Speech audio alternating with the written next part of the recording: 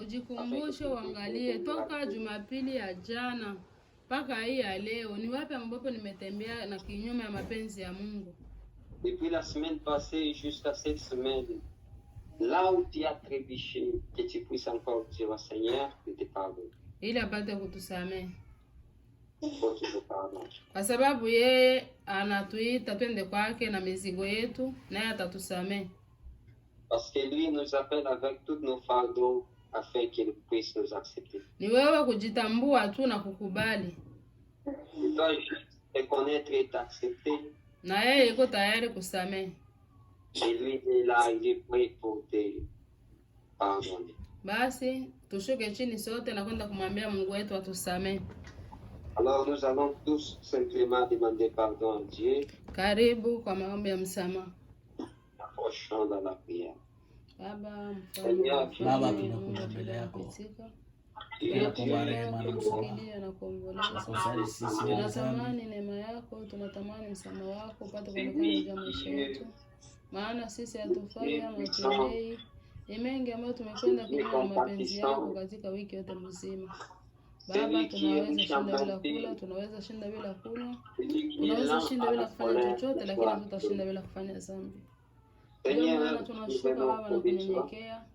Hatustahili hata kuita jina lako takatifu katika vinywa vyetu vya uovu. Mbele ya yote tunaomba uturehemu, tunaomba utuoshe, tunaomba utakase na kutukubali kila umoja umoja. Acha usamehe baba, usamehe mama, usamehe kijana wa kike na wa kiume, usamehe mtoto mfalme, ili sote tupate kibali mbele zako jioni leo. Baba, umesema njoni tu kwangu mnasumbuka na kulemezwa na mizigo, nami nitawapumzisha. Nasi tunakuja kwako na mizigo ya dhambi ambayo inatusumbua, tunatamani utuoshe, tunatamani tupumzishe. Yesu, tunakuita utuonekanie ndani ya maisha yetu. Acha tusafishe mfalme. Maana bila kutusamehe Baba, hakuna hata mmoja anaweza kusimama mbele zako. Ndio maana Mungu tunaomba kwa yote ambayo tumekwenda kwenye mapenzi yako, kusema kwangu, kwa manunguniko, kwa matendo. Baba, ninaomba unisamehe, ninaomba unioshe. Samehe kila kiungo changu cha mwili mfalme wa wafalme. Maana wewe usiponisamehe Baba, hakuna mwingine ana uwezo na mamlaka ya kwenda kunisamehe. Acha ndio usamehe kanisa lote lizima. Acha ndio usamehe wale wenzetu ambao tuko nao katika mtandao mahali hapa. Sote Mungu tunatamani neema yako na rehema yako ionekane juu ya maisha yetu jioni ya leo. Baba, ni wewe mwenye rehema.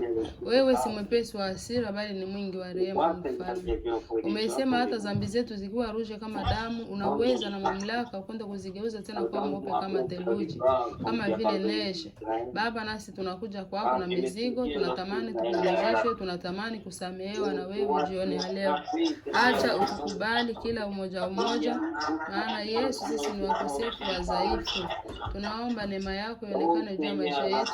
Tunaomba neema yako Baba ionekane juu ya kila kitu cha umoja wetu mahali hapa.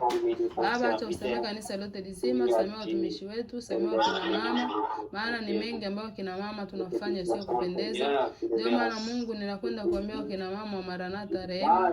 Acha utukubali, acha utusamehe, maana unaweza. Mfalme wa wafalme, acha Mungu wa ajabu mwenye upate kwenda kuonekana kwetu. Utusamehe Mungu na kutuosha kwa damu yako. Maana damu yako ni sabuni ambayo inaosha na kutakasa. Nasi tunaitamani ile damu yako ili ipate kwenda kutusafisha maisha yetu ili tupate wote na weupe. Maombi yetu ya jioni ya leo yapate kwenda kukupendeza. Maana umesema maombi ya mwenye dhambi ni kama kelele mbele zako. Basi nasi tumejua kama tuko wenye dhambi, mbele ya yote tunajishusha na kujitakasa mbele zako ili maombi yetu yapate kwenda kuwa manukato mbele za uso wako. Mungu, tunasema asante kwa kwenda kutusamehe, tunasema asante kwa yote maana tutaendelea kutuonekania. Tunasema asante maana umekwenda kurehemu ndugu zetu, merehemu watoto wetu, merehemu Yesu Kristo Nazareti, familia zetu. Baba yaweza, Baba mwenye mapenzi makubwa. Hatuna cha kusema wala hatuna cha kulipa. Tunasema asante tu kwa msamaha wako Baba. Tunasema asante kwa msamaha wako, maana unakubali kujitoa kwa ajili yetu Baba. Acha Mungu endelee kutusamehe. Acha endelee kutuosha. Acha endelee kututakasa, maana unaweza. Mungu wangu ninasema asante. Mungu wangu ninasema asante, maana unastahili. Baba, natosha na kuenea. Asante kwa msamaha wako mzito ambao unakwenda kutupatia kanisa lote lizima la Maranatha.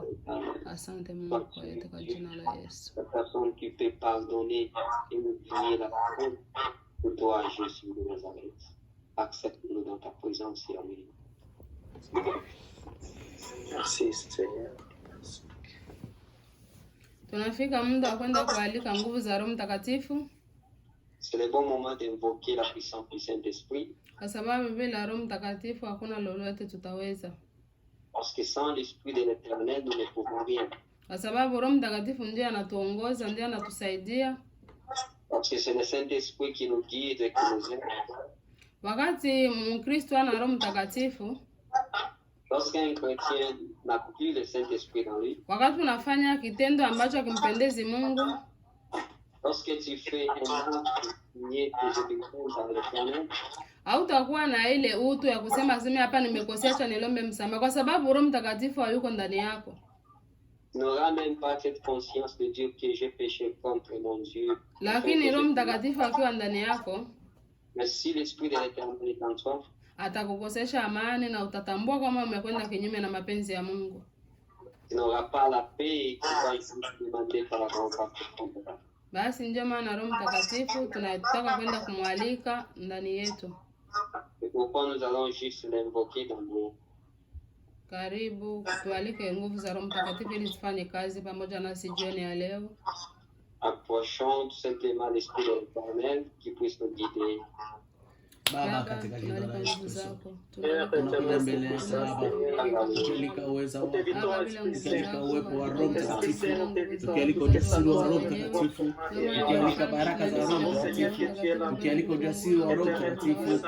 Acha neema yako ya ajabu, acha upendo wako wa ajabu, acha ujasiri wako wa ajabu wapatane pamoja nasi. Mungu wangu, tunaenda kuomba Roho wako Mtakatifu atawale, utujaze nguvu, utujaze nguvu, kwa sababu tuko mitungi mitupu, tunapungukiwa mara kwa mara, tunakuwa wadhaifu mara kwa mara. Baba, tunahitaji Mungu, utuongoze Baba, utuongoze Rabi, utuongoze Mfalme, utuongoze kujaza vyote, utuongoze Baba. Acha tujaze nguvu, utujaze nguvu, utujaze nguvu za Roho Mtakatifu. Wema wako wa ajabu, uwepo wako wa ajabu, ujasiri wako wa ajabu, miujiza yako ya ajabu yamatane nasi Baba, yamatane nasi Rabi, yamatane nasi Mtakatifu. Baba, acha uonekane, Baba, acha udhihirike, Baba, acha utukuke katika jina la Yesu Kristo. Tunahitaji Mungu, tuone nguvu zako, utujaze Baba, utujaze Baba, utujaze Baba. Mitungi mitupu sisi, tunahitaji kujazwa na wewe. Yesu li hai, utujaze Papa, utujaze Rabi wangu, utujaze Mtakatifu li hai, utujaze mwamba wa salama, utujaze Rabi, tujaze na uweza wako, tujaze na nguvu zako, tujaze na mamlaka yako, tujaze na upendo wako, tujaze na utukufu wako. Baba, asante Baba, asante Papa, asante Rabi, asante kujaza vyote. Acha uonekane kwetu. Baba, tunasema asante maana utakwenda kuonekana. Tunasema asante Mfalme wa wafalme na unaweza. Baba, asante kwa yote. Asante kwa kujaza na nguvu za Roho Mtakatifu. Katika jina la Yesu. Parce que sans toi, nous ne pouvons rien, ô Jésus de Nazareth. Nous te demandons, Père de gloire, parce que nous sommes tes enfants. Merci, Jésus. Alléluia. Pour toi, tu habites en nous. Merci, Saint-Esprit. Tunafika muda wa kwenda kuvunja kila hali yote ya giza. C'est bon moment d'entrer le combat. Kila mmoja anaelewa vita ambavyo anavyo. Chaque personne connaît ses combats. Tunajua vita ambavyo tunavyo. Nous connaissons bien nos combats. Wakati uko na vita hautabakia kimya. Lorsque tu es combattu, tu ne peux pas rester calme. Wakati mtu anakuja kukupiganisha hautabakia kimya. Lorsque la personne vient te combattre, tu ne peux pas rester calme. Utatafuta namna gani ya kujidefendre. Tu trouveras tout moyen simplement pour te défendre. Na sisi kujidefendre yetu ni Mungu tu ndio anatupigania. Amen. Amen. Kwenda tunamuomba tu Mungu, tumwambie Baba, vita si vyetu bali mwenyewe upigane vita. Nous allons simplement dire au Père, le combat n'est pas le nôtre, mais c'est à toi. Basi twende tuvunje kila mipango yote ambayo inapangika kwa ajili ya kanisa, kwa ajili ya waumini wa Maranatha, kwa ajili ya ulimwengu. Nous allons détruire toute œuvre satanique contre l'église Maranatha et contre tout le monde entier. Karibu kwa maombi. Approchez dans la prière. Baba, tunakuja tena mbele zako. Tunakuonesha Baba kila mamlaka, kila uwezo, kila nguvu zote za giza ambazo ziko zinainuka kwa ajili ya kanisa, ambazo zinainuka kwa ajili ya watoto wa Maranatha, ambazo ziko zinainuka mfalme kwa ajili ya familia zetu. Baba, tunakwenda kuzifungia kazi, tunakwenda kuziharibu na kuziteketeza kwa uwezo wa jina la Yesu Kristo wa Nazareti. Kila mipango yote ya mwovu shetani, kila mipango yote ya wachawi na warozi, kila hewa zote za kutumwa na kusukumwa, Baba, tunakwenda kuziharibu na kuziteketeza kwa uwezo wa jina la Yesu Kristo wa Nazareti. Baba, onekania familia zetu, kila yote ambayo shetani iko anaandaa kwa ajili ya kuleta vurugu ndani ya mafamilia, tunakwenda kuyangusha chini, tunayangusha chini, tunayangusha chini kwa uwezo wa jina la Yesu. Tunaangusha chini kila mipango yote ambayo iko inapangika katika ulimwengu wa giza kwa ajili ya kuharibu maisha ya watoto wa Mungu. Isingelikuwa na mamlaka yoyote, isingelikuwa na nguvu yoyote. Tangu sasa tunakwenda kunyamazisha chini. Tangu sasa tunakwenda kuyangusha chini. Tangu sasa tunakwenda kunyamazisha kimya kwa uwezo wa jina la Yesu Kristo wa Nazareti. Baba, shuka na upigane vita hivi ambavyo vinainuka kwa ajili yetu. Shuka na kupigana vita hivi mfalme wa wafalme. Maana umesema vita si vyetu bali ni vya kwako. Nasi tunakwenda kuacha yote ambayo yanainuka katika maisha yetu kama vile mlima, ili mwenyewe upate kwenda kuyangusha chini, maana ni wewe unaweza. Baba, tunasema asante Mungu wa wafalme. Tunasema asante maana utakwenda kuonekana na kutupigania katika vita vyote ambavyo vinainuka. Utakwenda kupigania kila familia yote ya Maranatha, Mungu wa wafalme. Kila vita vyote ambavyo viko ndani ya maisha yetu vikisimama kama vile mlima, unakwenda kuviangusha chini katika jioni ya leo. Unaweza Baba, unatosha na kuenea, kuna kitu kinakushinda. Mungu, tunaendelea kusema asante maana utaendelea kuharibisha kila mipango yote. Utaendelea kuharibisha kila makusudio yote ya wachawi. Utaendelea kuharibisha kila makusudio yote ya wanasiri wa giza. Kwa uwezo wa jina la Yesu, maksida ya ghafla, mauti ya ghafla, magonjwa ya ghafla tunaikatala. Kila maatake zote za kutumwa na kusukuma kwa ajili ya mafamilia ya Maranatha, mfalme, ninakwenda kuyangusha chini. Acha Mungu mwenyewe usimame. Ninatuma moto katika jina la Yesu. Ninatuma moto uchome na kulunguza kila mamlaka zote. Ninatuma moto na kulunguza kila mipango yote. Mahali pote ambapo wanaikana kufanya marenyo, ninakwenda kusambaratisha kwa uwezo wa jina la Yesu. Ninatuma moto wachome kwa jina la Yesu. Ninatuma moto wachome kwa jina la Yesu. Acha Mungu pate kwenda kucreate confusion katika njia zao. Acha Mungu pate kwenda kucreate confusion katika mipango yao yote kwa uwezo wa jina la Yesu Kristo wa Nazareti. Kwa uwezo wa jina la Yesu Kristo wa Nazareti. Uko Mungu unaweza Baba. Tunasema asante mfalme wa wafalme. Tunasema asante maana utakwenda kusimama Baba na kupigana vita ambavyo vyote vinasimama kama vile mlima. Teketeza kila mamlaka. Teketeza kila mbinu. Teketeza kila hewa zote ambazo zinatokea kusini, kaskazini, mashariki na magharibi. Baba, tunakwenda kuziangusha. Tunakwenda kuziangusha. Tunakwenda kuziangusha. Tunakwenda kuziteketeza tangu sasa kwa uwezo wa jina la Yesu Kristo wa Nazareti. Kwa uwezo wa jina la Yesu Kristo wa Nazareti. Ninateketeza kila mbinu zote za giza. Ninateketeza kila mbinu zote za kichawi. Ninateketeza kila hewa zote za kutumwa za kutokea huku na kule katika ulimwengu wote mzima. Kwa uwezo wa jina la Yesu. Acha watoto wa Mungu kuwa huru. Acha watoto wa Mungu kuwa huru. Acha watoto wa Mungu kuwa huru katika jina la Yesu jioni ya leo. Baba, ninasema asante. Baba, ninasema asante kwa kwenda kuangusha kila milima yote ambayo ilikuwa ikisimama katika maisha ya watoto wa Maranatha. Mungu, acha nikusifu, acha nikuinue, maana uko Mungu wa ajabu. Maana uko Mungu unatosha. Asante Baba kwa kupigania. Asante kwa kupigania. Nasi tumetoka kuwa washindi. Tumetoka kuwa washindi katika jioni ya leo. Asante mfalme wa wafalme, maana unastahili. Hakuna Mungu aliyekuwa kama na wewe Jehova. Tunasema asante kwa yote katika jina la Yesu.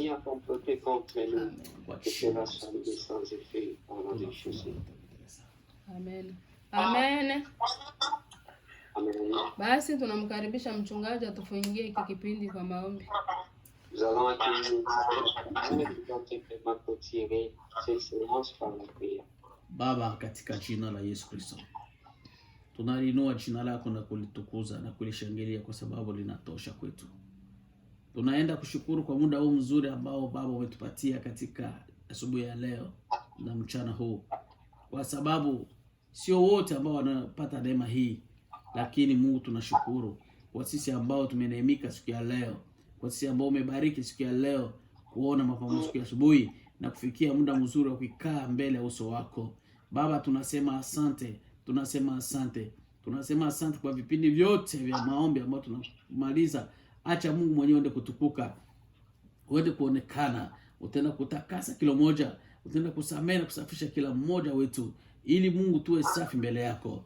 Utaenda Baba kuzirika na kutukuka, utatujaza nguvu ya ajabu, nguvu ya kupiganisha, nguvu ya kupigana vita, kwa sababu tuko katika mapambano makali. Tumehitaji kujazwa Baba, tujae na silaha ya ajabu, utujaze silaha za ajabu, na Mungu tuende kutumikisha silaha ambayo umetupatia ili tushindane na nguvu ya giza kwa jina la Yesu.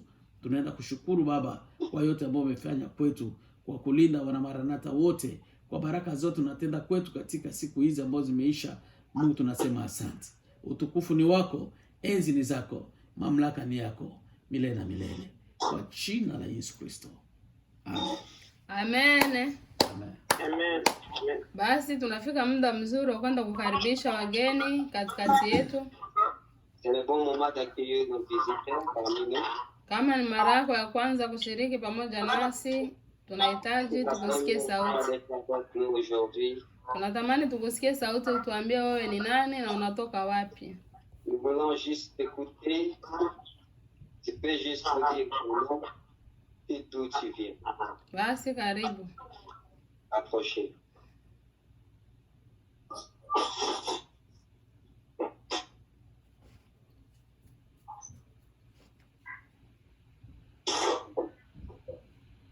Amen. Amen. Tunaona hakuna mgeni katikati yetu, sote ni watoto wa nyumba. Nous sommes tous les enfants de la maison. Basi Mungu atubariki sote pamoja. Et que Dieu nous bénisse. Tunafika muda wa louange na adoration. C'est le bon moment de la louange et adoration. Karibu kwa nyimbo za louange na adoration. Approchez pour la louange et adoration. La famille de Maman Francine, ils sont là, ils peuvent tout simplement nous aider, Sœur Anne, ou bien Sœur Laurent. Ceux qui sont chez Maman Francine, ils peuvent tout simplement s'en occuper. Père Franck est là.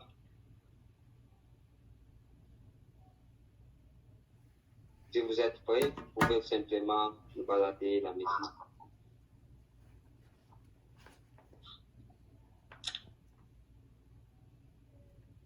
Elles ne sont pas là maintenant. Ok. Ah, ok, merci. Maman, ils ne sont pas là tous. Ok. On va chanter la chanson dans le livre d'Isaïe. Numéro 24. Tutaimba nyimbo numéro 24 na mchungaji na mama pasta ndio wataimba. Sisi wengine tuko kumiti, tunapata polepole pour qu'on puisse bien se comprendre. Lakini mimi nasikia pako nani moja iko ambao iko sijui ni juu ya nini. Pardon? Pako iko, hatusikiani kabisa vizuri. Pako iko. Il y a l'écho. Amen. Basi tutaenda kuimba Mungu mwenye kweli na kuamini sana. Kwa wale ambao wanajua tuungane, kila mtu atie meet. Sisi tutaimba huku, lakini na wewe uimbe kwenye huko. Utie tu meet lakini uimbe na wewe. Amen. Amen. Kila mtu atie meet, sisi ndio tutakuwa on, lakini imba kwenye huko, ubarikiwe huko. Amen. Mungu mwenye kweli na kuamini sana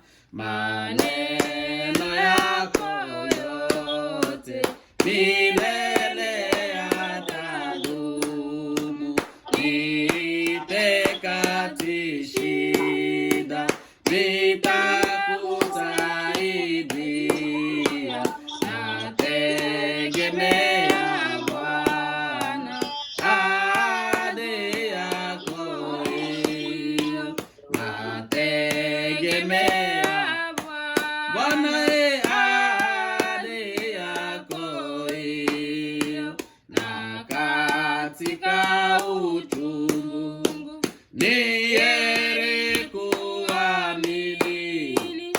Naweka roho yangu kulindwa nawe Baba, uliyenifundisha kuita jina lako. Naona tumaini, nategemea kwa naona tumaini, nategemea kwako.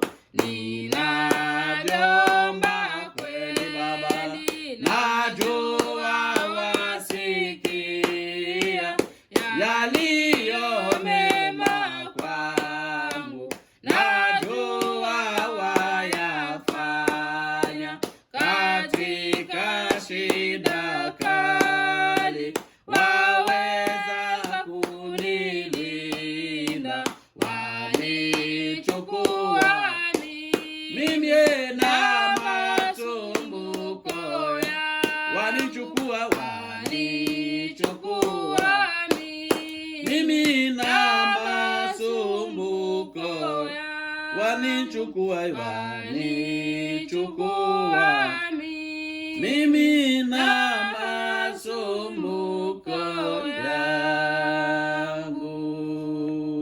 yangu.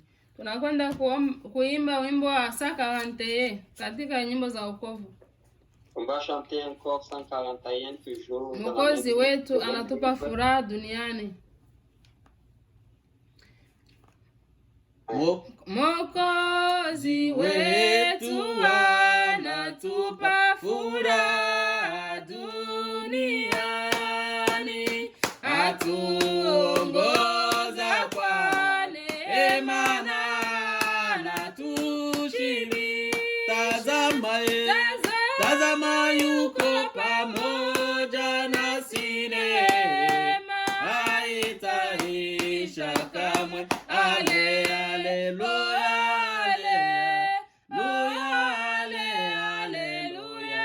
amin.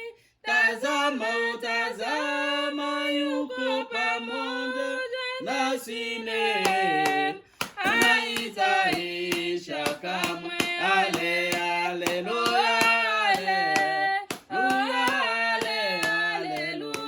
amin. Ni vema kumupenda Mungu aliyetu, kwamba vizuri kuwa mtu wake, sitapotea. Furaha yetu itabakia ikiwa vyote vimetoweka. Haleluya, amin. Furaha yetu itabakia ikiwa vyote vimetoweka.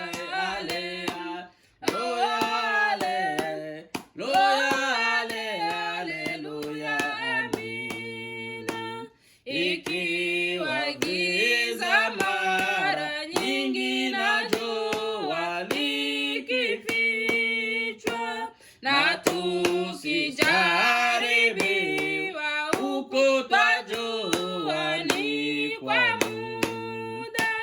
Mbinguni hatutaona kamwe huzuni wala machozi tena.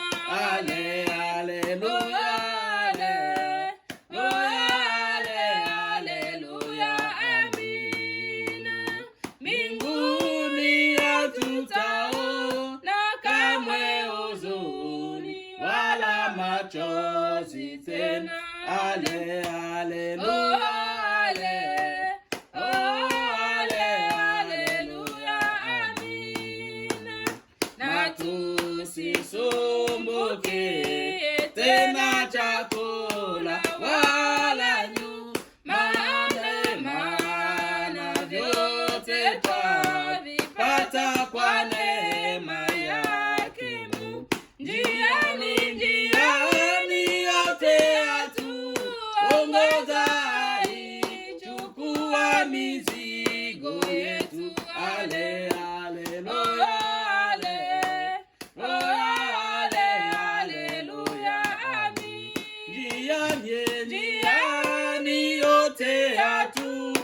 tuongoza, chukua mizigo yetu.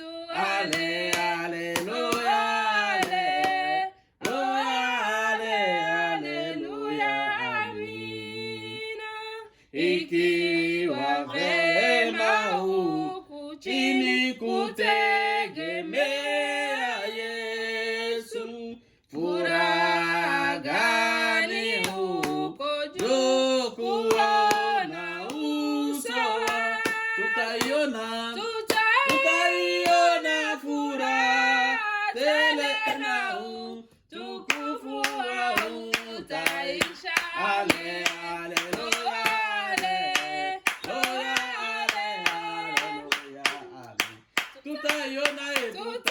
tutaiona furaha tele na utukufu utaisha. Ale, haleluya, haleluya,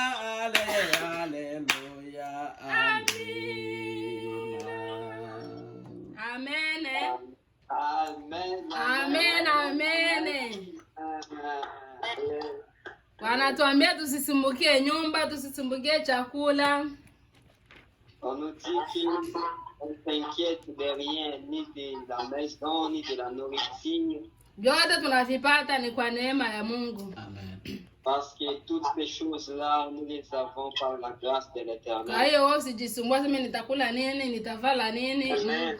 Amen. Ne t'inquiète de rien, qu'est-ce que je vais me vêtir, manger. Non. Mungu mwenyewe anajua namna gani utaishi. L'Éternel lui-même connaît comment tu vivras. Tusiseme leo hatuna kanisa, tunakuwa mitandao sasa ni maswali kwa mingi hapana. Ne dis pas qu'aujourd'hui nous sommes en ligne, on a manqué l'église. Non, on n'a pas beaucoup de questions. Mungu iko anatuandalia nafasi nzuri. L'Éternel est en train de nous préparer une place. Amen. Siku moja sasa ituonesha sema sasa njoo hii tutafurahi na tutasahau hivi vyote. Le jour où il va nous montrer ce que nous allons faire. Amen. Amen. Amen. Basi tutiane mioyo sisi kwa sisi, tujipe bidii. Confortons-nous toujours, édifions-nous. Kwa sababu Mungu wetu ni mwaminifu. Pardon? Kwa sababu Mungu wetu ni mwaminifu. Parce que notre Dieu, Amesema lazima atende. il a parlé, effectivement, il va agir. Amesema lazima atimize. Il a parlé, il va accomplir. Kwa sababu yeye sio mwanadamu, Ce n'est pas un homme, abaki yake na deni ya mtu. il ne reste pas avec les produits de quelqu'un, Anajibu tu kwa wakati wake. mais il répond à son temps. Anasubiri wakati wake ufike ndio atatujibia. Il attend son temps pour agir. Amen. Amen. Basi mubarikiwe. Que Dieu vous bénisse. Tunafika muda wa kwenda kusikia ushuhuda na shukrani. C'est le bon moment de témoigner. Kwa sababu aliye mwana ana ushuhuda. Ni mengi ambayo anatufanyia. Parce que c'est lui qui a les témoignages. Kila mmoja wetu hapa ana yale ambaye anaweza kumshukuru yuko Mungu. Chacun de nous a simplement témoigner de ce que Dieu a fait. Lakini tunapatia muda kwa watu watatu watuambie yale makuu ambayo Mungu ameweza kuwatendea katika maisha yao. Nous donnons cette opportunité juste à 4 personnes qui puissent témoigner. Karibu. Approchez.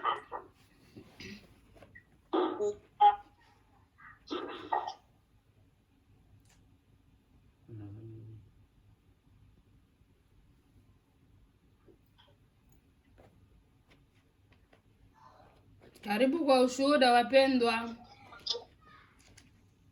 Approchez pour des témoignages et des actions de grâce.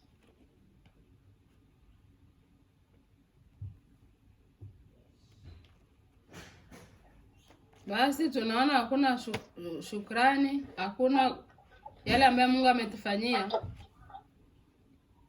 Je vois que nous avons témoigné.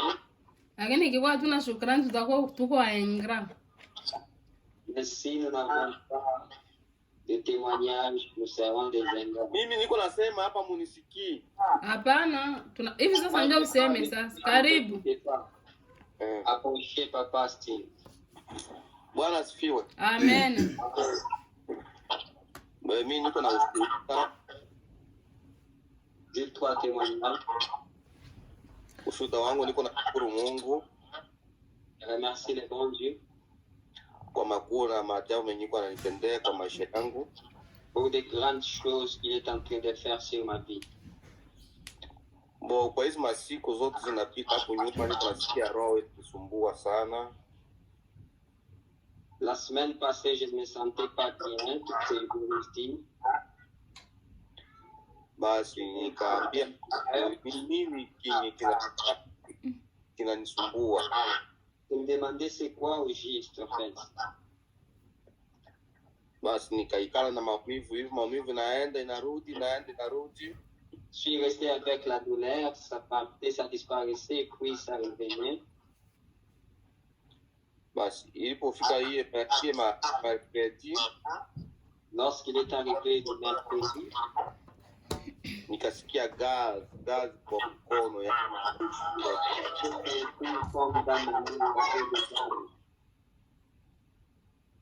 Nikasikia gaz kabisa inaanzia huku hivi mpaka huku vidole.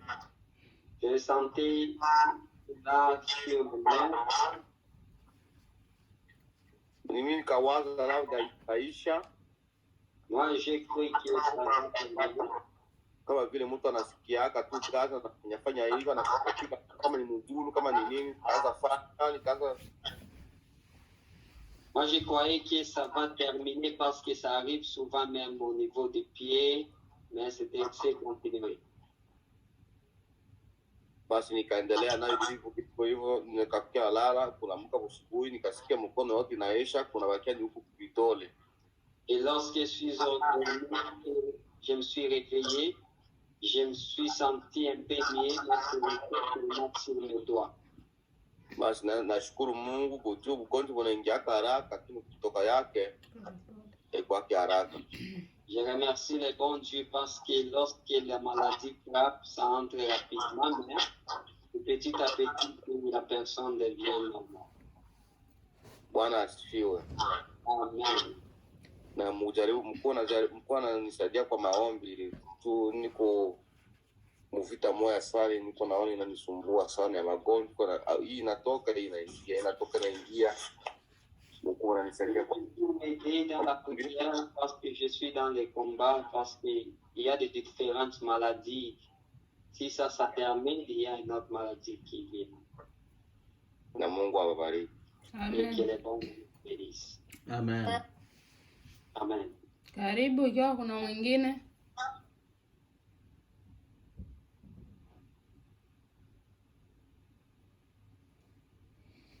Haleluya. Amen. Ninamshukuru Mungu na mimi hivyo hivyo. Ninamshukuru Mungu. Alléluia. Amen. Ninashukuru Mungu. Je veux aussi remercier le bon Dieu kwa neema yake ya ajabu. Pour sa grâce ambayo anaendelea kutenda kwetu. Et qu'il continue à faire pour nous. Kulala na kulamuka sio kwa mamlaka yetu,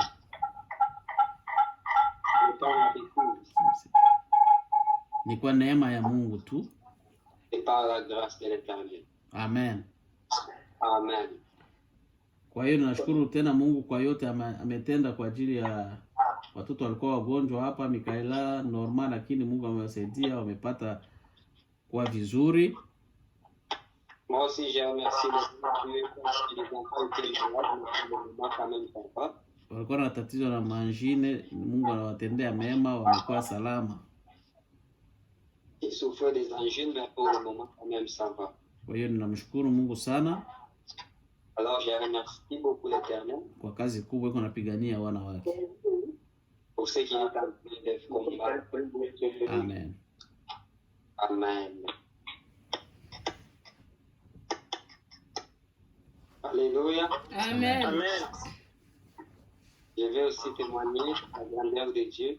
Nataka kumshukuru Mungu kwa makuu yake, pour tout ce qu'il nous donne, kwa yote ambayo anatupatia, le souffle de vie, pumzi ya uhai, les biens matériels, kwa les biens matériels, kwa mambo ambayo tunagusa, et d'avoir gardé toute l'Église.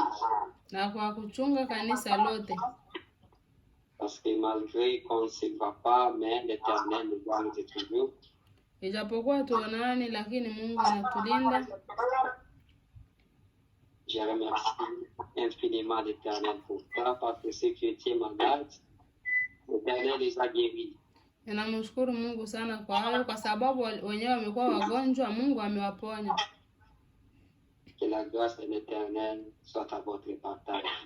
Sifa za Bwana ziwe nanyi. Amen. Amen. Amen. Amen.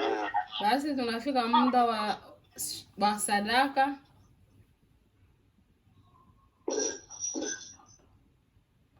Tunafika muda wa kutoa sadaka. C'est le bon moment de prier à l'Éternel. Tunawasiwa kwa mama Nyota watupatie nyimbo za kutoa sadaka. On va juste demander à la famille de Papa Rémi de nous donner un cantique afin de prier. Kila mmoja anajua linke ya Maranatha kwa sababu ya kutoa kulinye. Parce que tout un chacun de nous connaissent la ligne. Na kama hujui, basi wewe weka sadaka yako. Alors si tu ne connais pas, tu prends simplement ton offrande. Kisha ukiona mchungaji, ukiona mama Jane, unaweza kuimkabidhi, itafika usalama kwenye konti ya Maranatha. Peut-être en présence, si tu prends Maman Jeanne, tu peux simplement donner et elle mettra dans le compte de Maranatha. Okay, karibu Nyota na Julita, mtupatie wimbo huko wa kutoa sadaka. Approchez Sœur Nyota, Sœur Julieta, Sœur Doro, si vous êtes là, ensemble, donnez-nous un cantique. Karibu. Na sisi tupapase mifuko yetu.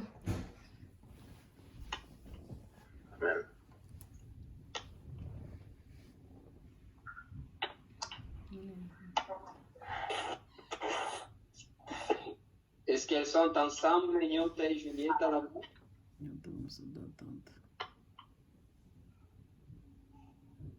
Donc c'est comme s'ils sont éparpillés.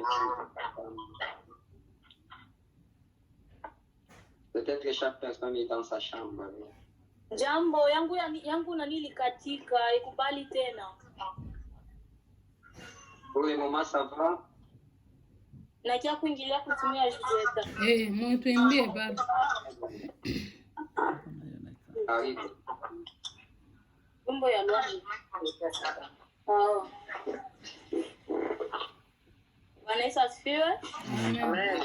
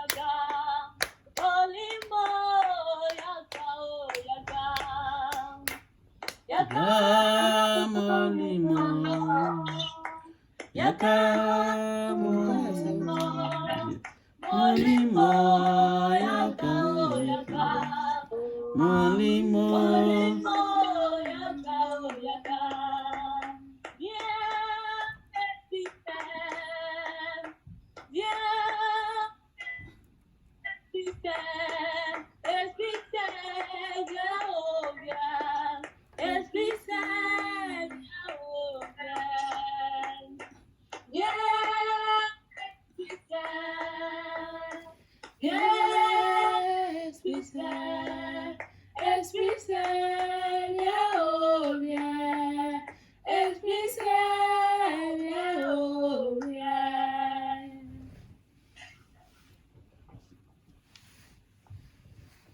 Bwana Yesu asifiwe. Amen. Amen. Amen.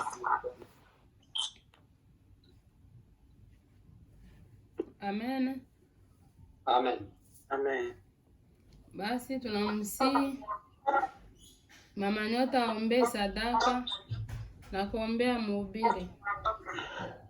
Demandons à Maman Nyota, Mama Angela, pour l'offrande et de recommander l'orateur de cet après-midi entre les mains du Seigneur. Approchez.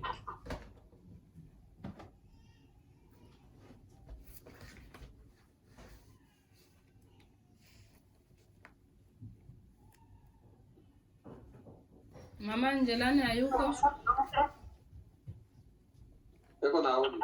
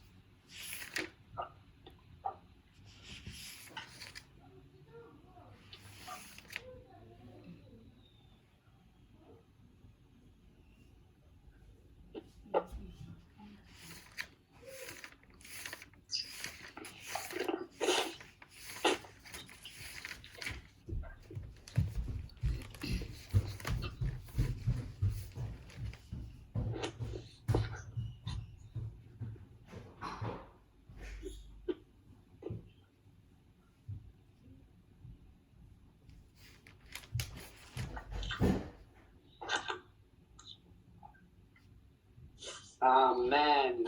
Amen. Amen, amen. Basi tunafika muda wa kwenda kusikia mahubiri yetu ya leo. Karibu kwa mtumishi wa jioni ya leo. Le bon moment d'écouter la parole de Dieu, nom de Dieu approché. Alléluia. Amen. Amen. Alléluia. Unanisikia? Vous m'écoutez vous tous? Ndio. Oui. En tout cas, habari gani? Bonjour. Comment ça va? Tunashukuru Mungu. Wote tunawapenda sana, nous vous aimons nous tous. Allô? Halo, tushatia miti. Tulitiatia miti, we tutawala kusikia tu.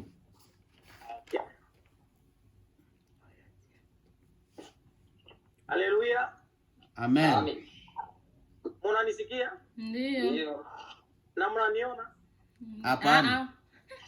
Unaona ndio hapo. Sasa ndio hiyo shida. Yeah. Ndio hiyo shida sasa. Okay. Lakini mnanisikia? Vous m'écoutez vous tous? Ndio. Okay. Mais vous ne me voyez quand même, vous ne me voyez pas. Non. On te voyait, mais tu viens de disparaître. Oui, puisque je viens de mettre l'option de parler. Ah, ok. Alors, vous avez annulé donc la vidéo. Oui, c'est ça le problème. C'est ça le problème. Ok. Je vais. Tu peux allumer vidéo. Oui, Ok. là. Oh, arrête. Là, est-ce que vous m'écoutez? Oui. Mais hatukuoni.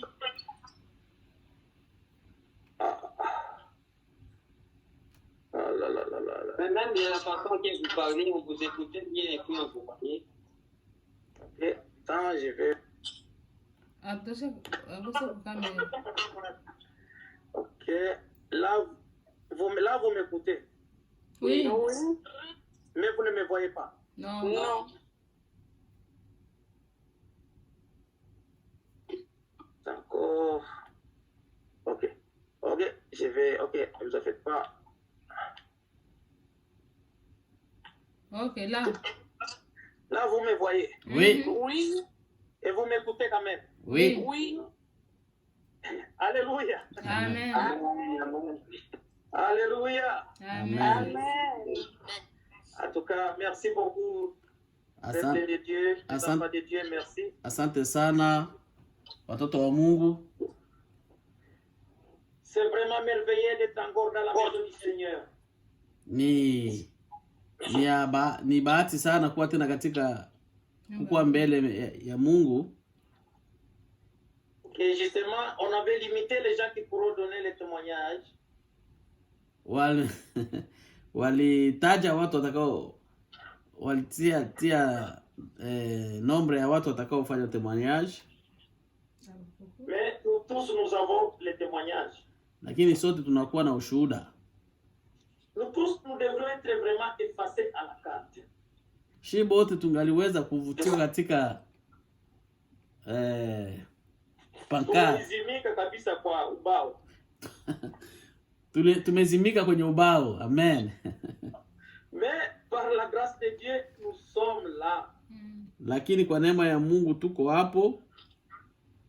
Les autres vont dire nous n'avons pas d'église. Wengine wanasema hatuna kanisa. Je vais vous dire aujourd'hui, j'ai toujours dit ça encore. Nitawaambia leo na naendelea tu kuisema.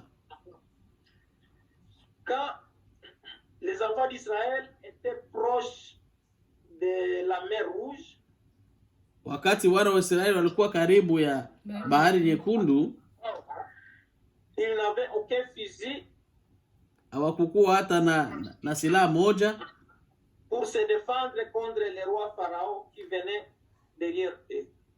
Ya kujisaidia na kujipiganisha wakati jeshi la Farao limekuja. Ils n'avaient absolument rien. Hawakukuwa na chochote. Même Moïse lui-même, Lakini Moizi mwenyewe il commençait à douter. alianza kuwa na mashaka.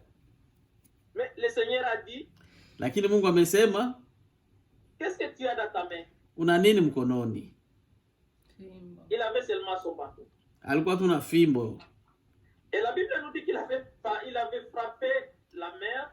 Biblia inasema amepiga bahari. Et la mer s'était déchirée à deux et ils avaient trouvé le passage. Na bahari ikagawanika mara pili na walipata njia.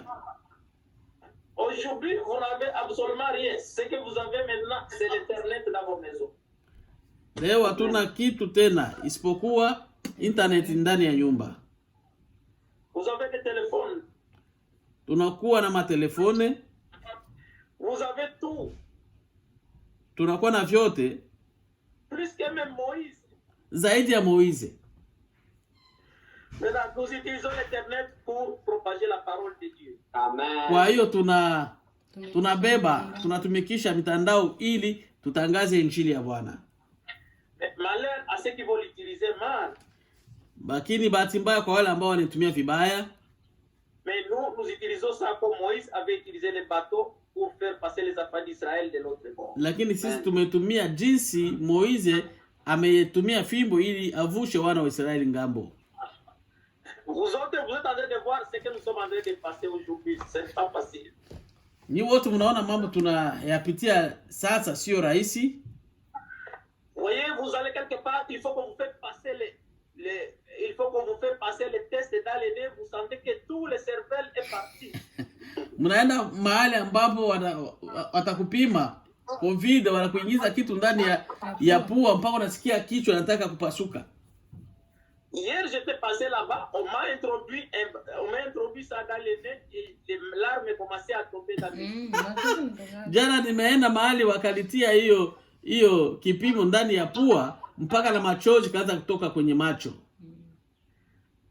Et l'autre disait non, j'ai déjà eu 2 vaccins, j'ai eu 2 vaccins. On dit non, c'est pas suffisant, on doit introduire ça dans ton nez. Na mwingine pia alikuwa hapo akasema mimi niko na ile vaccine mbili, niko na vaccine mbili. Lakini anambia hapana, inabidi tukupime tujue. Je vous dis, nous sommes dans ce monde là où on ne sait plus quoi faire. Tuko katika dunia ambao hatujue nini tena cha kufanya. Mais je vais vous dire que le Seigneur veut nous dire quelque chose. Nitawaambia kama Mungu anataka kutuambia kitu fulani. Le Seigneur parle. Mungu anasema Dans des écritures, kupitia maandiko, dans des prophéties, kupitia manabii, pas des prophéties que les gens ramassent par-ci par-là. hapana manabii ambao watu wanachukua hapa na pale. Parce que tout ce que nous avons, ce que nous sommes en train de voir aujourd'hui, c'est écrit même dans la Bible. Yale yote ambayo tunaona leo imeandikwa katika Biblia. Tout ce que nous sommes en train de vivre, nous sommes en train de vivre, nous voyons dans la Bible. Yale yote ambayo tunapitia tumeona ndani ya Biblia. C'est pour ça la parole de Dieu continue toujours à nous donner des conseils. Ndio maana neno la Mungu linaendelea kutupatia ushauri. Chers amis, être vigilant et être prêt. Wandugu, kuwa macho na kuwa tayari. C'est pour ça que nous allons remercier le Seigneur du fait que nous sommes encore en vie. Ndio maana tutaenda kumshukuru Mungu kwa kuwa tuko tena hai. Ça c'est un témoignage. Hiyo ni ushuhuda. Je remercie le Seigneur justement parce qu'il m'a fait comme un père de famille. Ninashukuru tena Mungu kwa kunifanya baba wa familia. Je remercie le Seigneur, il m'a donné aussi une épouse extraordinaire.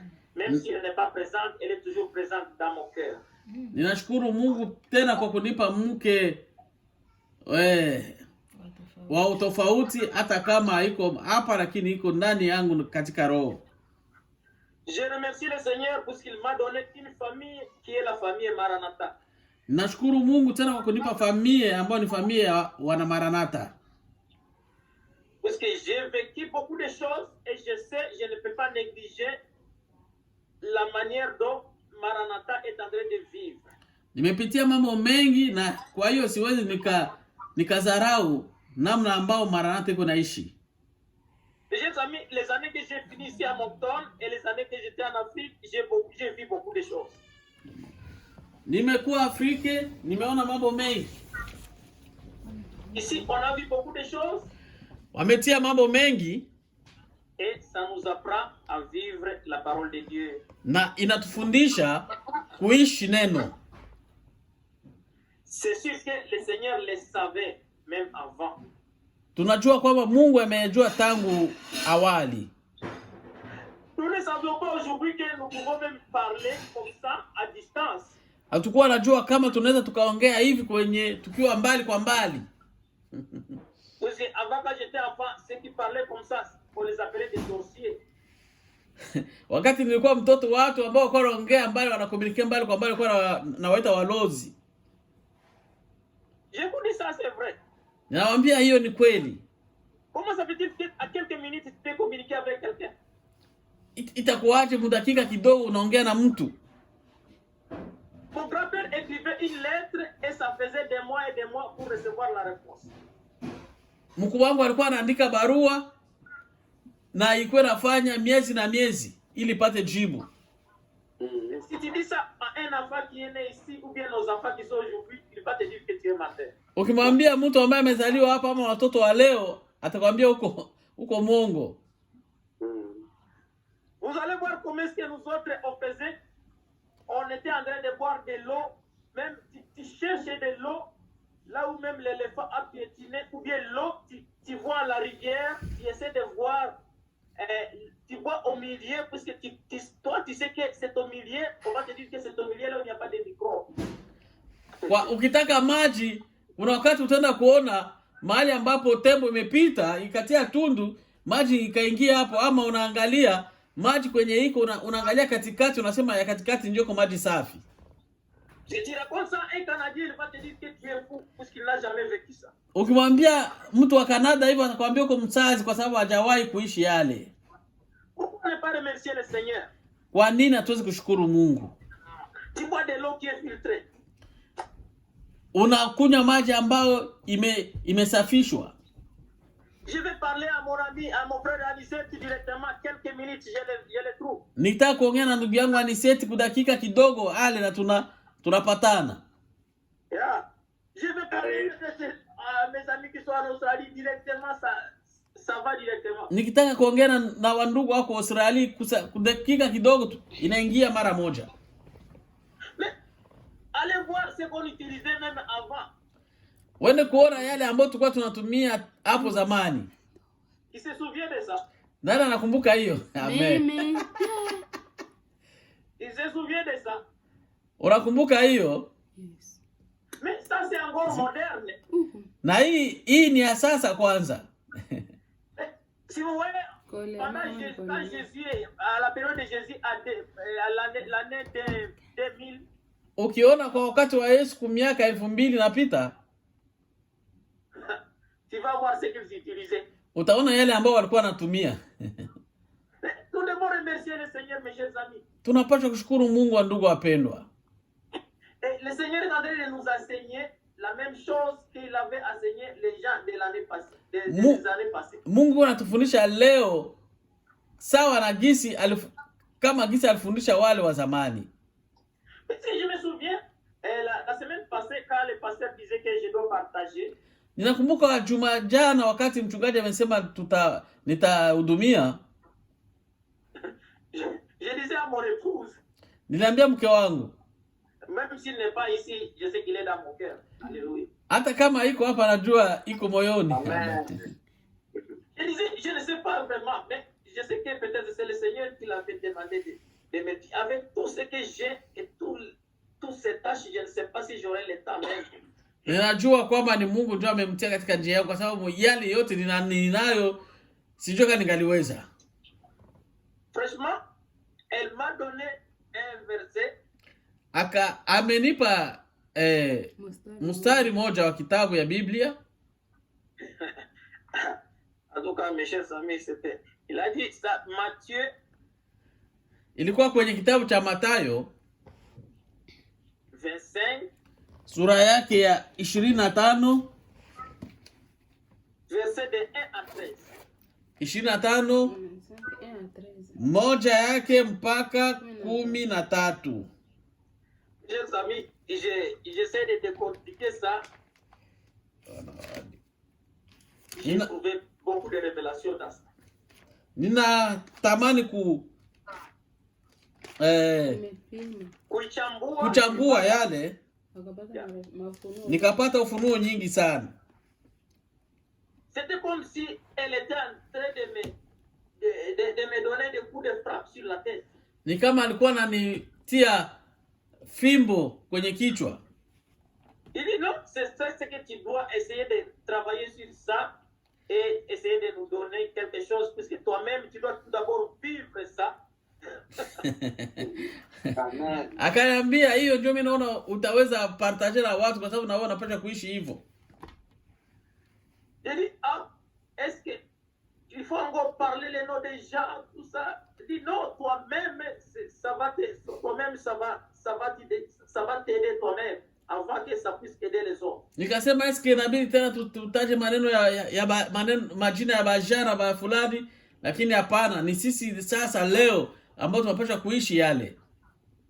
Est-ce qu'il peut y avoir un frère ou bien sœur qui peut nous lire ça, chapitre 25 et Matthieu chapitre 25 verset de 1 à 13. Est-ce kuna ndugu ama dada ambaye anaweza kutusomea hapo Mathayo sura yake ya 25 mstari wa kwanza mpaka 13? Tunasoma katika jina la Yesu. Amen. Ndipo ufalme wa mbinguni utakapofanana na wanawali 10 waliotwaa taa zao wakatoka kwenda kumlaki bwana harusi. 2.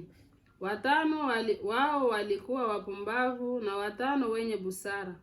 3. Wale waliokuwa wapumbavu walizitwaa taa zao, wasitwae na mafuta pamoja nao. 4. Bali wale wenye busara walitwaa mafuta katika vyombo vyao pamoja na taa zao. 5. Hata bwana harusi alipokawia, wote wakasinzia wakalala usingizi. 6.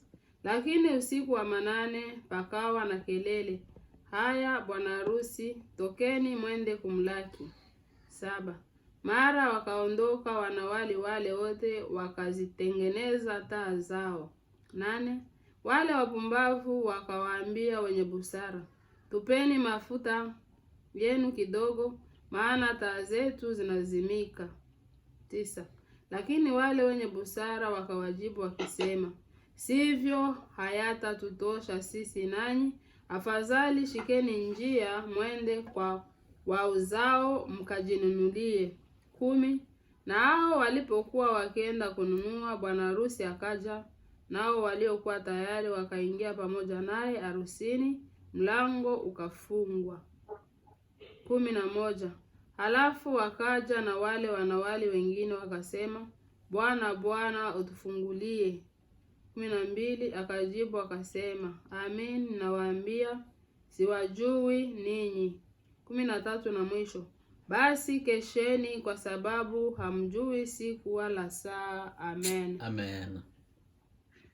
Amen. Amen. Est-ce que ceux qui ont les livres de français, ils ont déjà lu ça pour essayer de sauver un peu du temps? Oui. Amen. Amen. Amen. Amen. Voilà. Vous savez, Jésus parlait dans des paraboles. Mungu alikuwa akisema kupitia mifano. Tout d'abord, vous savez, les mariages là, comme vous savez, je me souviens, comme vous vous souvenez, le mariage, on était tout juste la présentation chez notre frère Papa Aniseti, vous avez vu l'ambiance qui s'était passée.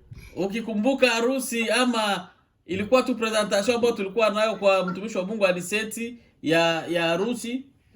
Vous avez vu les enfants, les jeunes se maquiller, tout ça. Uliona gisi wa binti wa vijana wamejipodoa wamevaa.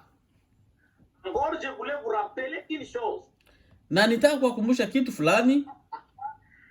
Est-ce que dans des villages, vous autres, nous sommes quand même d'une même génération, dans nos villages, vous vous souvenez, la salle d'attente, bien la salle.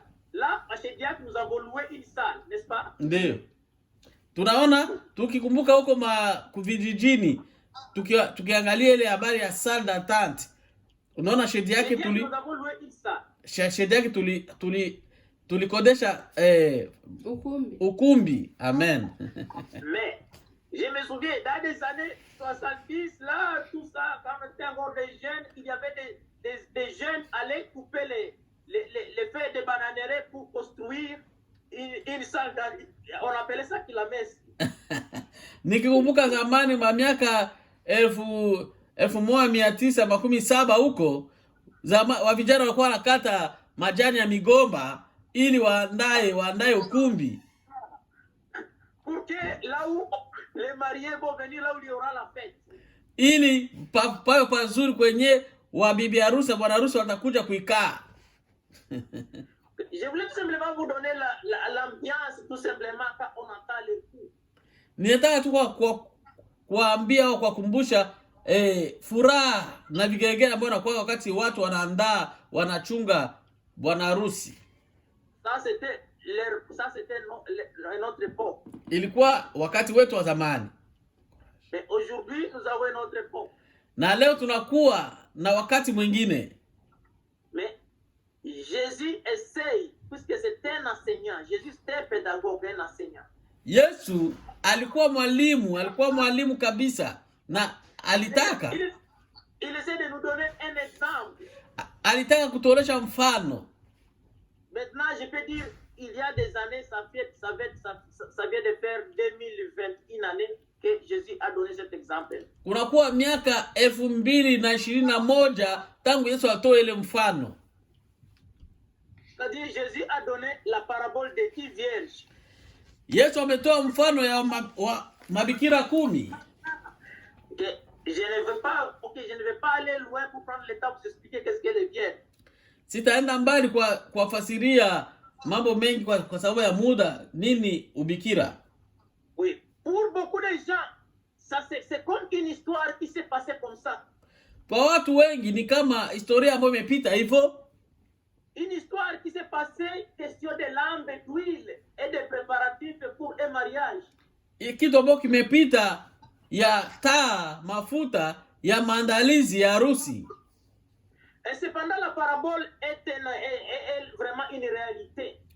Na ndio maana mfano uko ni wa kuishi, uko kweli. Oui. Mais c'est un avertissement sur les conditions qui existeront à la fin des temps. Ilikuwa pia angalisho au tahadhari kwa mambo ambayo itakuwa wakati ya mwisho. Il veut dire non, moi je ne serai pas là, je serai déjà parti. Unaweza kusema mimi sitakuwa hapo, nitakuwa nishaenda. C'est maintenant qu'il faut préparer l'huile dans ta lampe. Ni hivi ndio unapaswa kuandaa mafuta katika taa yako. Mais les personnes concernées sont celles de la génération qui verra le retour de Jésus. Wale ambao wahusika ni generation ambayo wataona wakati Yesu atarudi. Mie siko, ndakuwa nishajilalia yangu. Moi je suis pas là, je serai déjà mort. Mais cette parabole était un rapprochement des prophéties concernant les derniers jours. Ilikuwa mfano ya kukamilisha wakati wa mwisho. Ni unabii ule wa mwisho, unabii. Kukamilisha unabii ama kutoa unabii wakati wa mwisho. Vous voyez, cette prophétie n'est pas n'importe quelle prophétie. Hiyo unabii haiko kama unabii ya kawaida. Parce que même pendant les prophètes, Élie était là, il y avait beaucoup de prophètes. Hata nabii Elia alikuwa hapo na kulikuwa manabii wengi. Même aujourd'hui, il y a beaucoup de prophètes. Hata leo kuna manabii wengi. Mais ça c'est une prophétie qui est forte. Ile ilikuwa unabii ambao ulikuwa nguvu. Et nous voyons même s'accomplir même à notre époque ici. Ama tunaona utimilifu yake hata kwa wakati wetu hivi. Sasa nous allons nous poser la question. Mais à quoi cela nous concerne? Tunatuangalia kwa kitu gani?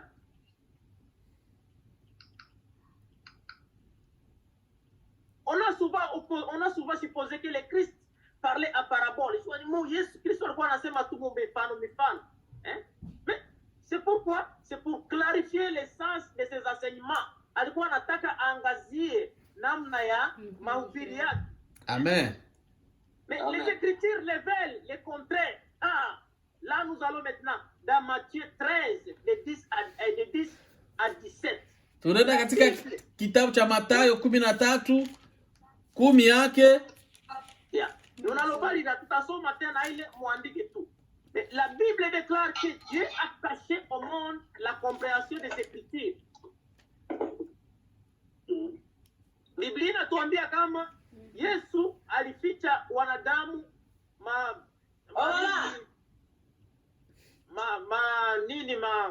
kusikiliza manini ya sema comprehension, sema namna ya kusikia ya kuelewa maandiko.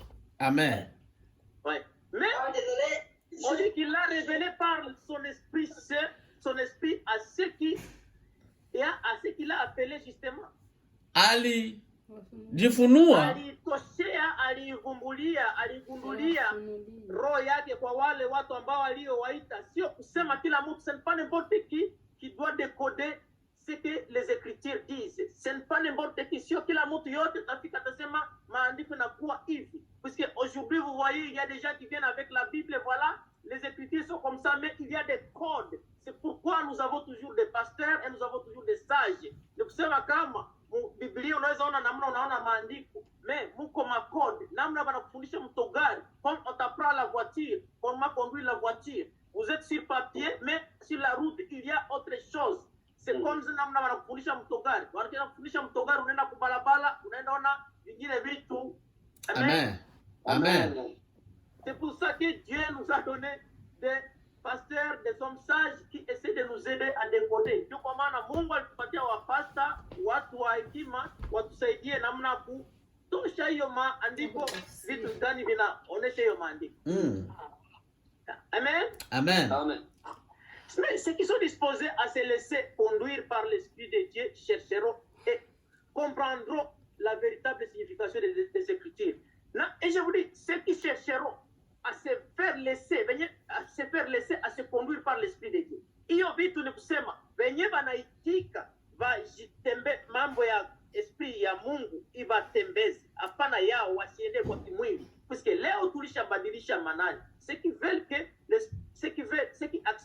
unaitika kusudi uongozewe na Mungu. Mes chers amis, unaitika kusudi uongozewe na Mungu. Tu acceptes d'être conduit par l'Esprit de Dieu, là tu vas décoder. Amen. Amen. Amen.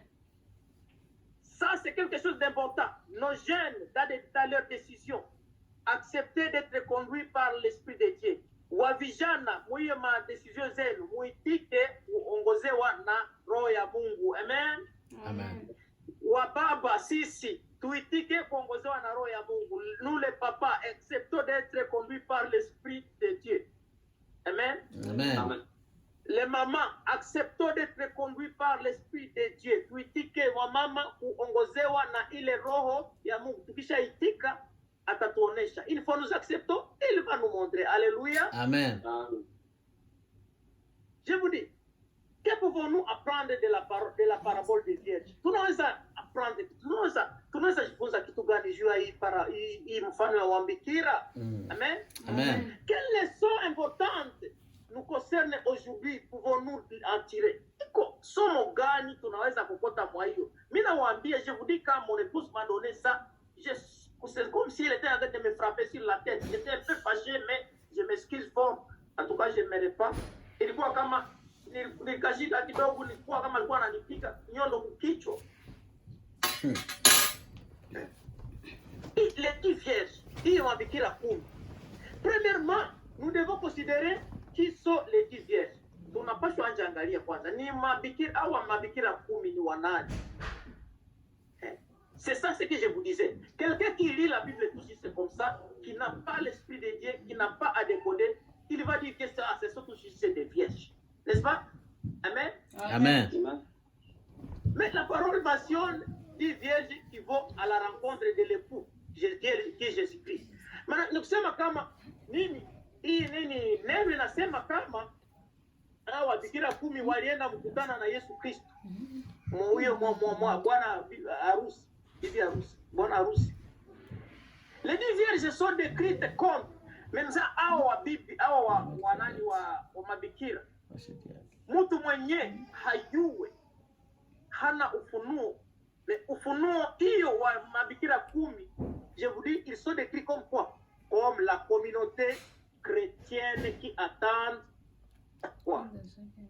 Hiyo nikisema ni kama hiyo bikira kumi ni sie wa Maranatha, sie makanisa mingi, sie wote tunajitaya wa Kristo. Amen. Amen. Amen.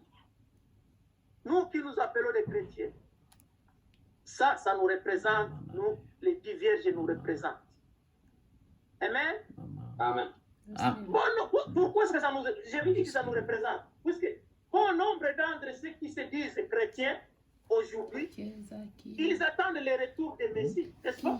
Bon, tu vas pas nasema ni banani, beba nasema ni bakristu banangoya ujio ya Kristo. Amen. Amen. Mais la parabole, lakini yo mfano. Ainsi que plusieurs autres passages montrent que beaucoup d'entre eux ne recevront pas la récompense qu'ils anticipent. Aïe, aïe, aïe, aïe, aïe. Wanasema kweli wote tuko na ngoya, lakini wote hakuna, haikusema wote ndio watapataka ile nini ile récompense ile cadeau ile yenye tuko na ngoya. C'est dans Matthieu 7 de 21 à 23. Mais pourquoi jouer à nini?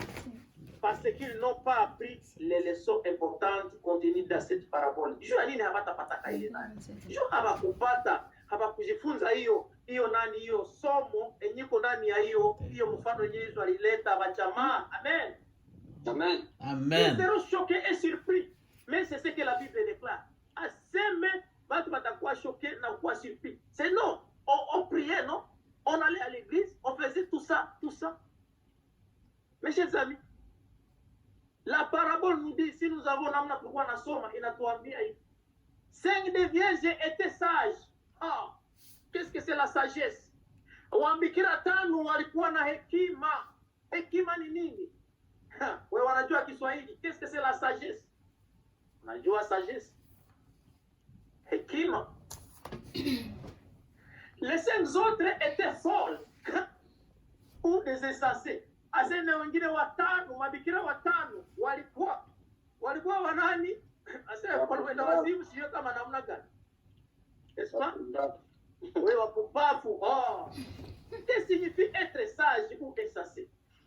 Inamaanisha nini kukuwa na hekima ama kukuwa pumbavu?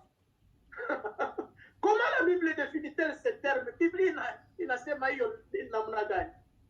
Vous-même dans quelle catégorie êtes-vous? Wewe sasa ujitie kama uko mubale ba pumbavu ama kama uko mubale ba hekima. Kama uko mubale ba hekima. Wewe mama, wewe baba, wewe kijana, sisi wote tujitie kumezani, tuangalie kwanza kama tuko wale wa hekima ama kama tuko wale wa pumbavu. Essayez de voir, toi jeune, garçon, fille, maman, papa, est-ce que vous êtes du côté des insensés? Est-ce que vous êtes du côté des sages? Voilà. Parce que j'aimerais qu'à la fin de cette prédication, nous sachions que vous devez savoir ta place. Mais nataka kumalizia hii nini uyue ulishatia wakati ya ushaiwa nafasi yako. Biblia opeke banasema neno la Mungu iko sawa panga. La parole de Dieu est comme l'épée, ça pénètre. Hein? La sagesse est très importante. Hekima ni lazima mukila kitu wa jamaa. Mukila kitu yote kwenye tuku. Sio kusema tu ukanisa mukila kitu. Vous devez vous-même voir là où vous êtes, à quelle catégorie. Jésus a expliqué que les sages sont ceux qui ne se contentent pas d'écouter ses enseignements. Et bien, hein? Ce sont ceux qui les mettent réellement à pratique. Hawa hekima ndio wanasikiliza neno la Mungu na wanaitia pratiquer. Allez voir. Nous sommes dans des communautés. Nous sommes au travail. Nous sommes partout. Est-ce que là où nous sommes, nous pratiquons exactement la parole? Matthieu 7, 27, 24 jusqu'à 29. Est-ce que nous pratiquons cette parole? Il déclare, justement,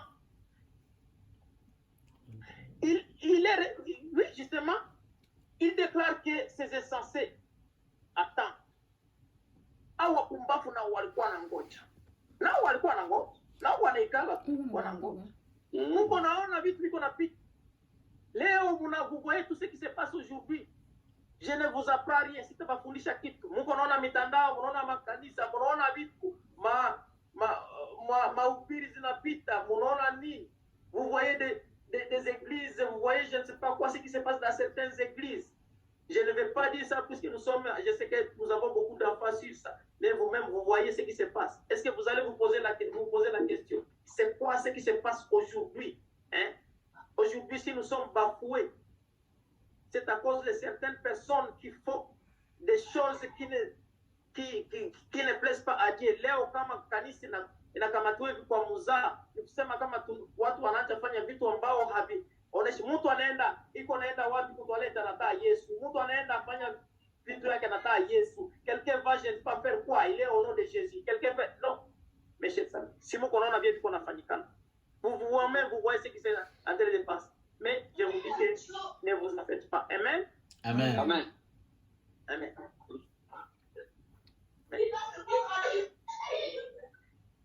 On dit qu'ils se vantent justement toutes sortes de prétextes et d'excuses pour dire que les commandements et les enseignements donnés dans les Écritures ne s'appliquent plus à nous aujourd'hui. Vous allez voir, même là où vous êtes, même les jeunes, ça c'est pour les vieux, ça c'est pour... Non, ça ne s'applique pas aujourd'hui. La Bible là, c'était un livre, ça fait longtemps, c'est vieilli, ça ne s'applique pas à nous. Unasikia mtu anakuambia hiyo ni ya zamani bwana, hiyo haitunini. C'est pourquoi je vous disais que j'ai donné les exemples, hii manyumba tulikuwa kama, hii maisha tulikuwa kama, j'ai donné des exemples de notre passé. Nous croyons que c'est passé. Non, la Bible, la parole d'aujourd'hui restera toujours la même, comme Dieu est. Dieu hier, aujourd'hui et demain, il sera toujours le même. Mungu leo, kesho, jana ni ule tu. Amen. Amen. Amen. Le livre des prophètes proverbe nous fournit justement des définitions supplémentaires. Nini kitabu ya mezali, proverbe nazari ndio mezali. Ndio. Inatuambia ingine ma définition. Une personne sage craint de désobéir la parole de Dieu. Mes chers amis, mtu anaye hakima anaogopa kufanya mambo ovyo ovyo juu anaona Mungu anamuona. Amen. Amen. Puisque même on déclare ceci, le début de la sagesse, une fois, ça vient quand vous avez la peur de l'Éternel. Uko na uoga wa Mungu, ndio unaona ndio mwanzo ya hekima. Amen. Amen. Leo hakuna hekima tena. Naona vitu tunatia kwa mtandao. Naona vitu tunatia kwa Facebook. Naona namna parce que leo, aujourd'hui, tu peux savoir ma vie tout juste si vous regardez mon profil, même si je te cache. Amen. Amen. Unaweza kujua maisha yangu tu ukishaona tu mtandao ya. Amen. Yes. Amen. Touchez pas. C'est pour ça que je suis en train de vous signaler, les enfants de Dieu, tout ce qui brille n'est pas de l'or. Jambo inangara sio dhahabu. Hekima ni lazima sana. Iko kweli baba. Mimi, je vous dis, la sagesse est très importante. J'étais une personne là, une fois tu me dis quelque chose, directement je suis avec toi. Oh, j'étais vraiment très brutal. Mais aujourd'hui, la parole de Dieu est en train de me faire descendre. J'étais une personne qui ne voulait même pas les gens. Je vous dis, aujourd'hui, c'est la parole essaie de m'aider. Nilikuwa mtu sipendai kusimulia na watu ovyo ovyo, sipendai kusimulia na watu wa chini, napenda kusimulia tu na wale watu ambao tuko nao niveau moja ya masomo, hiyo ya nini, lakini quand j'ai découvert la parole de Dieu aujourd'hui, je peux même te poursuivre, je peux même Amen. Toi tu crois que peut-être non, je sais ce que je cherche le royaume des cieux. Je parle à n'importe qui, justement, je ne me glorifie pas. Mon épouse m'a enseigné beaucoup de choses. Je ne me glorifie pas, j'étais une personne. Puisque avec la philosophie que nous autres, vous voyez, pourquoi watu ambao kusoma grand séminaire philosophique, unasoma unajiona wewe kwa akili, unajiona utaki kusimulia na kupafu yote. Tu vois, mais la parole m'a percé, je vous dis, neno linifungua ikaniona sasa wewe unawaza kuidumia utaishi hivi bila watu wewe. Amen. Amen. Aujourd'hui, dada, mama, baba, hakuna mtu anajitoa hekima ni ya lazima. Ukue kijana, msichana, jeune fille, jeune garçon, vraiment la sagesse. Où est-ce que commence la sagesse? La Bible nous dit la sagesse commence quand on commence à avoir peur de la parole de l'Éternel. Amen. Ukishaanza fanya kitu unaanza ogopa.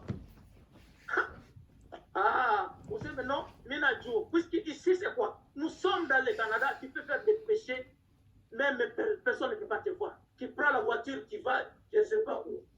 Ceux qui vont te voir, peut-être les gens de YouTube, les gens, mais le Seigneur est là, il peut te voir. Mais si tu as peur de lui, là où il n'y a pas les gens, là où il n'y a pas de gens, tu fais la volonté du Seigneur, tu n'as pas peur des gens. Mon cher, ça, la sagesse, et Dieu va te révéler beaucoup de choses. Amen. Amen. Amen. Amen. C'est ça. On nous dit que les 5 vierges, il y avait les 5 qui étaient sages. Et la sagesse, qu'est-ce qu'ils ont fait? Ils avaient rempli, ils avaient eu des réserves dans leur langue. Vous voyez, j'ai des lampes. Vous voyez, ici il n'y a absolument rien. Ces lampes-là que vous négligez, ça nous dit, ce sont des lampes, mais ils n'avaient pas. S'il y a de l'huile, les lampes vont brûler. Est-ce que vous avez de l'huile? Kuna mafuta, hii matala zinawaka. Juu zina mafuta. Sasa wewe kuna mafuta ya Mungu. Unashinda kusema sema kuonea watu. Uko na punguza mafuta yako. Mesheza. Wakati Yesu atakuja, utafanya nini? Nitafanya nini? Je vous dis que justement, que le Seigneur me pardonne. Quand mon épouse m'a donné, si Mungu anihurumie, wakati mke wangu alipatia verset, c'est comme si kama nitaniambia vitu gani. Bon, nashukuru sana. Que Dieu soit loué. Merci. Amen. Amen. Amis, on dit okay, la sagesse et la compréhension. Et sagesse ni kusema unajua, maana unajua. Proverbe ukaenda mumizali ine, proverbe 4 de 4 à 9, de 9 à 10. Utaona vitu mingi. Mais les insensés méprisent la sagesse et l'instruction. Wale wapumbavu unaona hawa, Mungu anakuambia ndugu yangu, hiyo ni kanisa. Hiyo ni nani? Hawezi beba kanisa, unabeba vingi. Unabeba viwili, unaenda tia kanisa hii na unatia ndani hii. Hapana, kanisa ni kanisa. Tunapaswa heshimia kanisa. Amen. Amen. On te dit non, ça c'est la parole de Dieu, ça c'est l'église. Nous devons respecter l'église, nous devons faire des choses qui vont faire plaire à Dieu. Si je vous dis que, je me souviens bien, j'avais lu quelque part les enfants du prophète, c'était les enfants du prophète Élie, je me souviens bien, un prophète comme ça. Ils allaient même coucher avec des femmes dans l'église, tout ça, tout ça. Il y a beaucoup de choses qui se passaient dans des églises. Hein? Mes chers amis, nous devons faire attention pour avoir pour avoir cette sagesse, nous devons avoir peur. Peur d'abord. La peur de l'Éternel, c'est le début de la sagesse. Amen. The fear of the Lord is the beginning of the wisdom. Amen. Amen. Puisque justement ces gens-là, ils ne sont pas disposés à fournir des efforts nécessaires pour obtenir des choses importantes. Hawawezi sema acha nipime na mimi nikazane kusudi nipate vitu hivi vitanisaidia nijue Mungu. Non. Non. Batakunywa hapo marijuana, ils vont prendre leur marijuana, ils vont prendre je sais pas quoi et c'est fini, ils vont tout simplement pas, c'est fini. Hein? Une personne sage, justement, il cherchera les conseils et acceptera la correction. Mtu ule mwenye kuna hekima atatafuta nani, atatafuta nini, atatafuta kosei. Kosei tunasema nini kwa Kiswahili? Ushauri. Ushauri, na atatafuta kusudi wamsaidie, kusudi wamsaidie. Iko Proverbe 10 verset 8. Musishangale, vous allez voir des églises que nous avons au monde au Canada. Vous allez voir des hommes, par exemple des sages, dans des églises, ou bien des pasteurs. On veut les conseiller, on veut dire non, ce n'est pas comme ça, papa. La parole de Dieu ne dit pas comme ça, mais vous allez voir, vous allez encore, une fille, peut-être ou bien un enfant de l'église, il va aller se confesser chez les sages. Il croit tout à coup qu'il a une confiance à eux. Voilà, j'ai fait ceci, j'ai fait ceci. Maintenant, les vieux de l'église, ou bien les pasteurs, ou bien les hommes, ils vont commencer maintenant. Oh, vous savez, ils vont dire à la vie, tu sais quoi? Tu veux que je te dise quelque chose? Unaona, wakati kama hakuna hekima mkanisa, ama kama hakuna hekima mwatu, huko naenda ambia mtu unamwomba mashauri, unamwambia sasa nilifanya kosa fulani, nilifanya kosa fulani. Demain tu vas écouter ça. Oh, quelque part.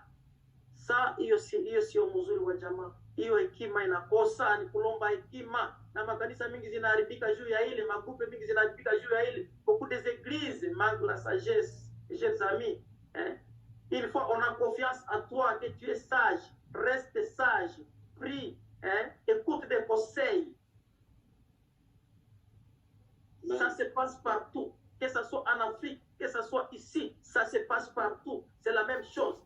Kwa nini ulishaenda unaenda ambia mtu useme unatubu, alishaenda sasa kustaki. Amen. Et ce que je vous dis vraiment, moi j'ai déjà vu ça en Afrique, même peut-être ici aussi. Et la sagesse, c'est pourquoi justement la sagesse. Soyez sages. Si les gens constatent que nous sommes des sages, nous aurons accès à beaucoup de choses. Et cette sagesse ne va pas venir comme ça.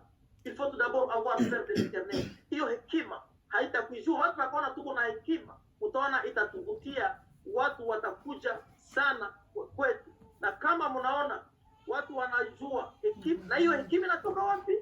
Kwa kuanza ogopa Mungu, ndio utapata hekima. Amen. Amen. Amen. Amen. Amen. Hekima iko kitu ya lazima. La sagesse est très importante. La sagesse dans nos paroles. Mon maneno yetu tuko nasema hata tukishakuwa na furaha. Dans nos paroles que nous, même si nous sommes excités. Amen. Amen. Tu verses ça. Amen. Amen. Stéphanie, mettez mythe. OK.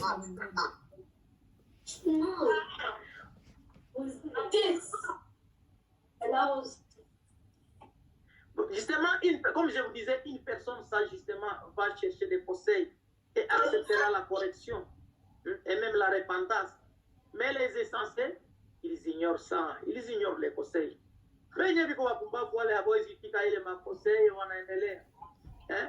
Ils s'offensent, wanaona kama iko shida, ils voient que vraiment que on est en train de les déranger. Et nécessaire réagit immédiatement avec colère. Unataka unataka mkonseiller hivi kidogo baba. Ulisha komala, achana nao. Na usharati mama ulisha komala, achana na vitu ya ovyo ovyo vitakupatisha haya. Toboka mara moja. Vous allez voir les églises se vider, vous allez voir des divisions, tout juste à cause de péchés amis. Ne réagissons pas comme ça, avec colère. Mais une personne sage ignore les insultes et elle sait se maîtriser. Je vais aller dans la vie. Bana kutukana. Mtu mwenye kuna hekima bana mtukana. Unaona anajua anajirudisha chini.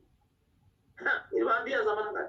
Leo unaweza niambia maneno nitakunyama. Aujourd'hui tu peux me dire je sais pas quoi, tu peux black what, tout ça. Je ne vais rien réagir. Mais avant, tu ne peux même pas finir. Mbele hauwezi maliza na ile neno na kama si akupakiza makofi. Mais à cause de la parole de Dieu, mes chers amis, neno isha kushukisha sana. Neno natengeneza kama huko mtu mwana anatengeneza. Huyu mke wangu anajua siri yangu sana. Sitakudanganya. Na hivi nilikuwa natumika fasi moja mbaya, anajua siri yangu. Amen. Amen. Amen. Mais une personne sage, justement, il ignore les insultes.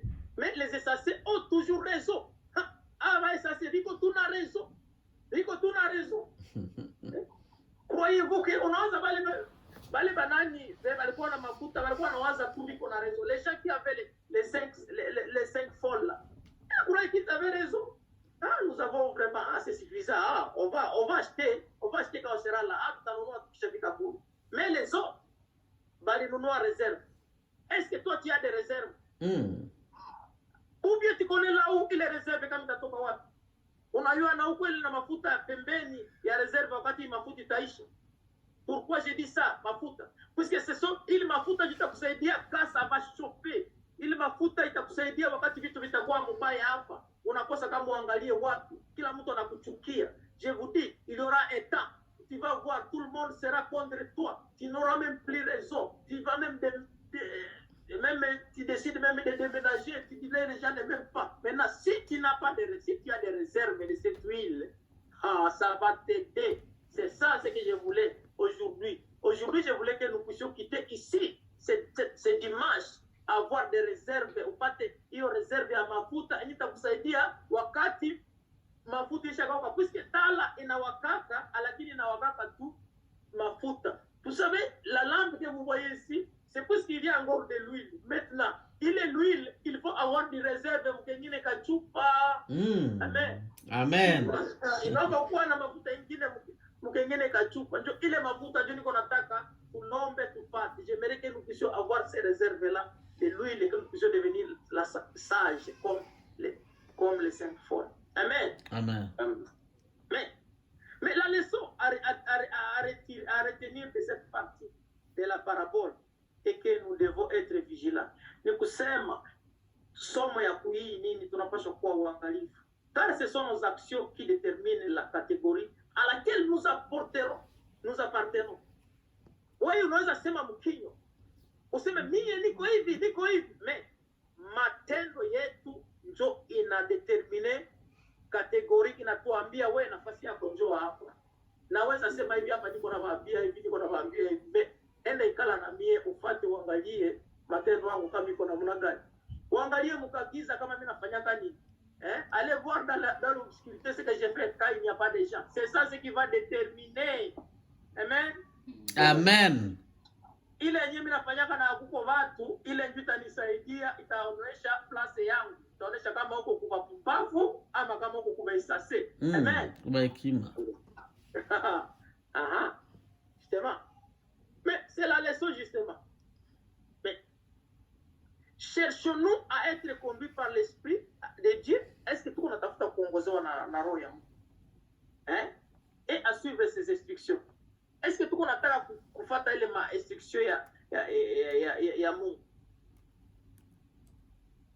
Ou bien cherchons-nous à suivre nos propres idées?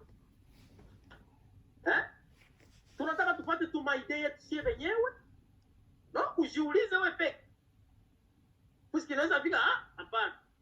Baba banasema sana. Kumbe ujue Roho Mtakatifu iko naongoza moyo. Non. Ni cette là il parle beaucoup. Non, mon cher, vous ne savez pas que l'Esprit de Dieu peut-être est en train dans papa Aniseti, il va te conseiller quelque chose qui va t'aider dans ta vie, même toute ta vie. Amen. Parce que vous savez, notre vie ici est terrible. Nous avons quelqu'un qui me disait, on a des papiers. Si tu veux que ta vie, vous voyez, toutes choses s'effacent. Kila kitu na kwa kukartasi. Kila kitu na kwa kukartasi. Kila kitu na kwa ikuwe attestation kukartasi. Nini kukartasi? Mtu mmoja kusaidia, sama atatumia tu kartasi kusaidia. Ile kartasi inaweza kusaidia, ama inaweza kutia mumani. C'est pour ça que nous avons besoin de personnes sages et de l'Esprit de Dieu inatusaidia. Partout, vitu vinapaswa tusaidia. Amen. Amen. Amen. Amen. Na nataka malizia mais normalement Mungu alituambia kitu moja. Sasa hawa wanani, est-ce que ces gens pourtant ils pourront quand même dire quoi? Bangalikopesha vingine kwa mafuta. On ne voit pas ça. Hamoni ko drone. Unasema kwa mtu yeye ni person de Dieu. Uko mtu wa Mungu lakini hautaki kukopesha vingine kwa mafuta kusudi kutia mafuta yako mutala mwingine. Mon cher, je te dis ceci. Msalaba iko ya kila mtu. Hapa iko question ya mafuta ili ilikuwa mfano. Toi-même tu dois travailler sur toi pour avoir ton propre will kuenda mbingu. Habakopeshanake ile nini kila mtu iko na yake. On ne se permet pas à prêter chacun à ses propres choses. Alléluia. Amen. La seule leçon que nous allons tirer ici, peut-être on continuera après. Je dis que nous devons vraiment, ce que nous devons faire, être tout d'abord vigilants. Et si on continuera après, que Dieu vous bénisse. Amen. Amen. Amen. Amen. Amen. Kwa kweli tumelishwa neno nzuri. Effectivement, vraiment, on vient de parler de bonnes choses. La kutuambia tuwe tayari kwa sababu hatujui bwana harusi atafika lini. Je nous dis parce que nous ne savons ni l'heure. Kweli mtumishi wa Mungu, Bwana Yesu akubariki. Akuongeze mahali umepungukiwa ili tupe la kutulisha ingine siku. Basi tunafika muda wa kusikia matangazo. Karibu kwa mchungaji kwa kutupa matangazo. Alléluia. Amen. Amen. Amen. Amen.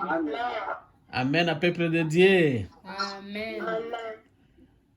Tunashiba kabisa leo. Tunashukuru mtumishi wa Mungu kwa neno nzuri ya siku ya leo, ambaye anatushauri mengi. Maandiko nasema aliye na sikio nasikie neno ambao Roho inaongea na kanisa. La parole de Dieu nous dit celui qui a des oreilles pour entendre ce que l'Esprit parle aux églises. Amen. Amen. Amen. Utakuwa mwenye hekima au mpumbavu? Seras-tu sage ou insensé? Ile ni swali kwako. C'est la question. Lakini ningikushauri wende upande ya watu wenye hekima, kwa sababu utafaidika mengi. parce que tu auras des bénéfices. Ni muda mzuri wa matangazo. Le bon moment des annonces. Na tangazo la kwanza, Yesu ni Bwana. Amen. Amen. Tangazo la kufuata ni inahusu maombi. Deuxième annonce concernant la prière. Maombi inaendelea kama kawaida. La prière continue comme d'habitude. Siku ya kwanza ni maombi ya waombaji. Nayo itakuwa pia vile vile kwenye mtandao. Ça sera toujours aussi en ligne. Maombi ya mardi hivyo hivyo itakuwa pia kwenye mtandao. La prière du mardi aussi ça sera en ligne. Kwa hiyo tujiunge sote na maombi ya mardi. Alors connectons-nous tous dans la prière du mardi. Ili tupate kujisogeza tena mbele ya Mungu. Afin que nous puissions approcher encore la face de l'Éternel. Na haja zetu zijulikane na Mungu. Et que nos demandes soient connues de l'Éternel. Amen. Amen. Tangazo lingine ni kuhusu programu yetu ya dimanche. Notre annonce concernant notre programme de dimanche. Hadi sasa hatujajua dimanche kama tutakuwa mahali ama hii nani itaendelea, lockdown itaendelea au namna gani. On ne sait pas si on sera toujours confiné pour l'équipe du dimanche. Lakini tutawajulisha. On va juste vous communiquer. Ikiwa yatashindikana basi tutakuwa tena kwenye mtandao hivi. Si ça sera impossible, on va juste encore se réunir en ligne. Amen. Amen. Kwa kweli nilitoa matangazo moja leo kwenye groupe yetu ya WhatsApp. Dans notre groupe WhatsApp, j'ai envoyé quelques communications. Ambao ilikuwa kama mashauri pia kutiana moyo. C'était comme des conseils et des conseils. Kwa hiyo kwa yule ambaye ameisikia vibaya kwa upande wake, celui qui l'a mal reçu, ninaomba atanisamehe sana. je demande qu'il me pardonne. Ilikuwa ni shauri tu. C'était juste un conseil. Kama vile mchungaji wa kanisa, en étant le pasteur de l'église. Kazi yetu ni kusogeza watu ili siku moja wafike mbele ya Bwana. Notre travail c'est juste d'approcher les enfants de Dieu afin que toujours que nous soyons dans le paradis. Nilikuwa na shauri kwamba haiwezekani Mkristo abaki miezi miwili akusanyike aingie kwenye ibada anakaa tu nyumbani. Parce que je disais que c'est pas possible un chrétien de faire 2 mois à la maison, ne vient pas au culte. Ijapokuwa hatukutane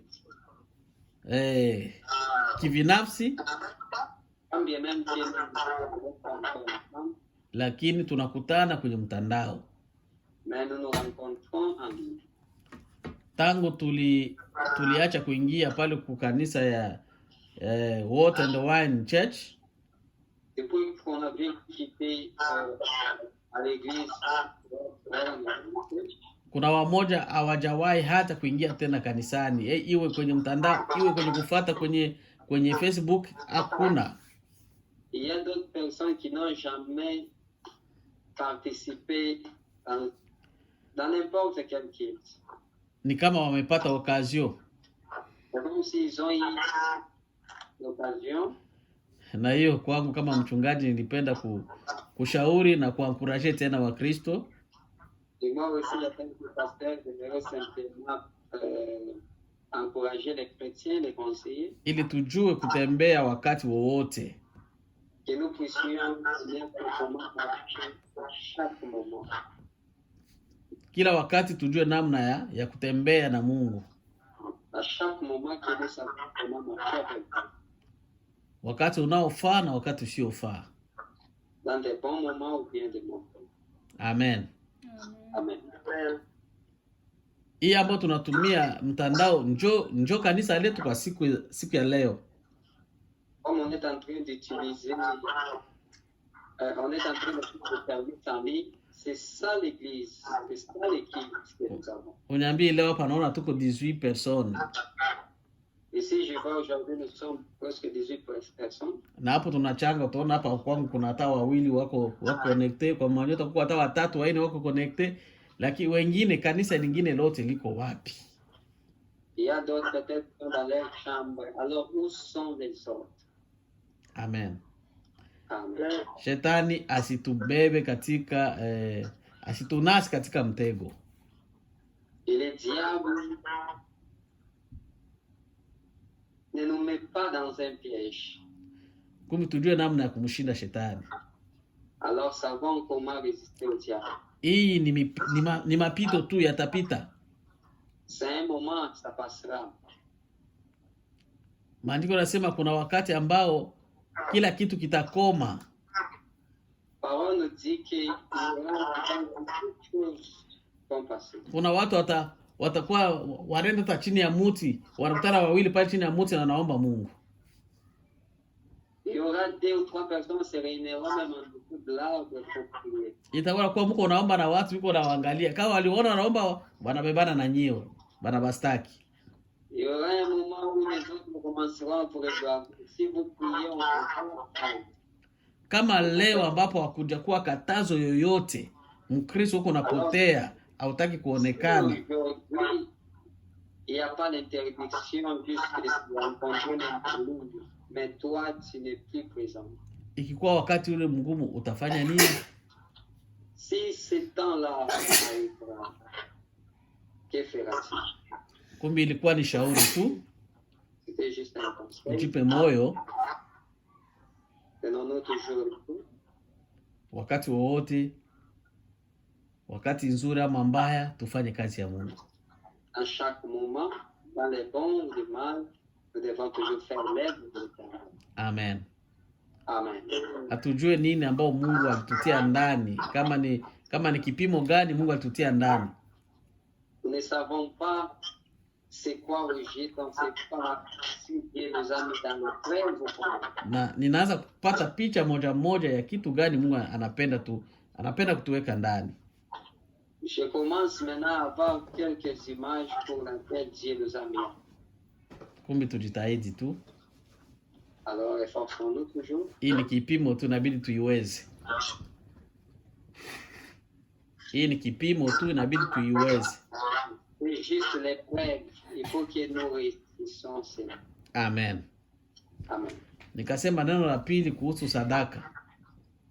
La deuxième chose que j'ai parlé, c'était concernant l'offrande. Kuona namna gani watu wanakaa nyumbani. Et voir comment les gens se mettent à leur maison. Ijapokuwa tukutane physiquement. Malgré que nous ne nous rencontrons pas physiquement. Lakini hakuna siku ishapita bila atufanye ibada. Et il y a aucun jour bien aucune semaine qui était passé sans culte. Hakuna dimanche ishapita bila tufanye ibada. Chaque dimanche on venait toujours en ligne.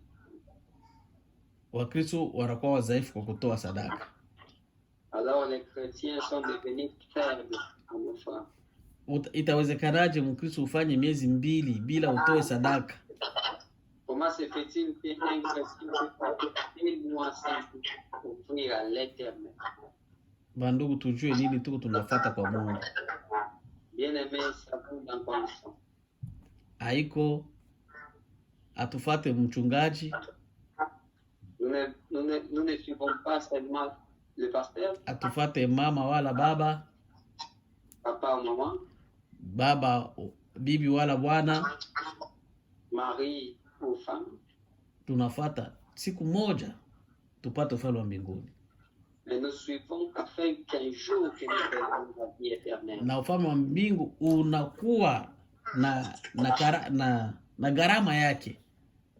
Et avoir la vie éternelle, gharama c'est quoi?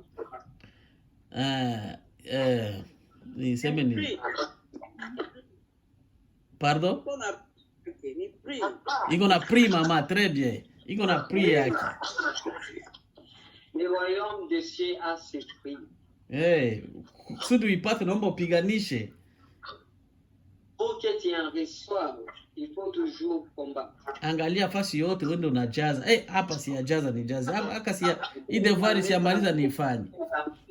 En disant que ici c'est vide, il faut que je remplisse quelque chose. Amen. Amen. Na hapo hakuna mwenye anajua siku yake wala saa. Et par là, il n'y a personne qui connaît ni l'heure ni les jours. Umefanya kazi ya Mungu na utaona mkono wake. Alors, fais l'œuvre de l'Éternel qui nous comme la même. Basi ilikuwa hiyo ndio nilikuwa nilitangaza kwenye grupu ya WhatsApp. C'est ce que je communiqué sur WhatsApp. Labda kuna yule atasikia vibaya. Peut-être il y a une personne qui va le recevoir dans d'autres façons. Labda atasikia sauti ilikuwa vibaya. Il peut écouter que la voix n'était pas bonne. Ninaomba rehema na msamaha. Il demande pardon. Amen. Amen. Ni hiyo ndio kama tangazo yetu siku ya leo. C'est ce qui était communiqué aujourd'hui. Mungu awabariki. Et Dieu vous bénisse. Basi acha tuombe. Prions. Baba, katika jina la Yesu Kristo, tunakushukuru na kurudishia sifa na asante kwa wingi wa neema na upendo na baraka na nguvu ambayo unaendelea kufanya kwetu. Umeanza nasi ibada yetu ya leo, umemaliza nasi kwa salama na amani. Acha sifa na heshima zikurudie milele na milele. Tunashukuru kwa neno ya leo. Tumeshukuru kwa mtumishi wako ambao aliotoa neno hii. Uendelee kumbariki, uendelee kumsaidia. Umujaze tena Baba, mahali palipopunguka paongezeke, ili apate siku nyingine, apate inspiration nyingine ya maneno ambayo atatupatia. Mungu mtumie kama chombo, neema yako simwachilie kamwe. Tunashukuru kwa msimamizi ambaye amehudumia siku ya leo. Tunashukuru kwa watafsiri ambao wanahudumia siku ya leo. Mungu ende kuwabariki wote walioimba, wote ambao waliohudhuria. Mungu uwabariki. Ulisema wale wote ambao waliacha shughuli zao, waliacha kazi zao, waliacha kila kitu chao na wakakuja mbele yako, utawalipa maradufu. Ninaomba Mungu, hawa ambao wamejitoa siku ya leo, uende kuwalipa maradufu, uende kuwabariki maradufu, uendelee kuona mkono wako, uendelee kuwabariki katika yote wanayo. Neema yako siwachilie kamwe. Wanakuwa wagonjwa, Mungu waponye kwa jina la Yesu. Magonjwa pate kushindwa, madhaifu ya mili itoke kwa jina la Yesu Kristo. Ninaomba mkono wako unyoshe kwao. Yesu li hai. Ninaenda kuombea kanisa zetu zote katika pembeni ya dunia, ambao Baba, vita ni nyingi za shetani kutaka kubomoa kanisa, kutaka kuharibu kanisa. Lakini kama ushivyo ulisema Baba, utalijenga kanisa lako ulimwenguni, wala hakuna hata misingi ya kuzimu itaweza kuishinda. Baba, ninaombea kanisa zote ulimwenguni, ninaombea kanisa zote Baba ambazo zinahitaji jina lako kwa kweli na haki. Wewe kuzitetea. Tunaenda kinyume ya kila majaribu, tunaenda kinyume ya kila makusudio, tunaenda kinyume ya kila uweza wote wa uharibifu. Acha Baba, dumisha umoja, dumisha masikilizano, dumisha nguvu ya Roho zitende kazi, dumisha Baba wa mwisho wa ajabu muonekane. Ninakushukuru kwa sababu utatenda kazi. Ninaombea Baba jamaa zote za wana Maranatha, uzibariki, uzilinde, uziongoze. Wanafunzi wakumbuke, wasaidie kwenye shule, waendao kukazi wabariki, kazi ziwe nzuri. Washindao nyumbani walinde, washinde salama na amani. Kila mmoja kwa jina lake. Mungu namjua, neema yako ya ajabu yambatane nasi. Ninashukuru kwa sababu utakuwa nasi. Utakumbuka mahitaji yote ya kanisa. Uende kujibu na kutenda kama vile mapenzi yako. Uko Mungu wa wakati, uko Mungu wa majira. Acha wakati wako timilike. Tunaacha yote mkononi mwako, tukiamini Baba utaenda kuleta moyo, utaenda kuleta nia na shauku ya kazi ya huduma ndani ya wana wako, ndani ya Wakristo, ndani ya wababa, ndani ya wamama, ndani ya vijana, ndani ya watoto. Baba, tumisha nia na njaa na shauku la neno lako. Na Baba, tuogope jina lako, tuogope sheria yako. Hii ndio itakupendeza. Mungu, ninaacha mchana wa leo mkononi mwako, uendelee kuibariki. Na usiku wa leo Mungu, tutakapolala, ubariki, baraka zako ziambatane nasi. Linda kila mmoja wetu, neema yako ya ajabu, ushirika na nguvu ya Roho Mtakatifu yambatane nasi sote kwa jina la Yesu. Amen. Amen. Shalom, shalom. Shalom.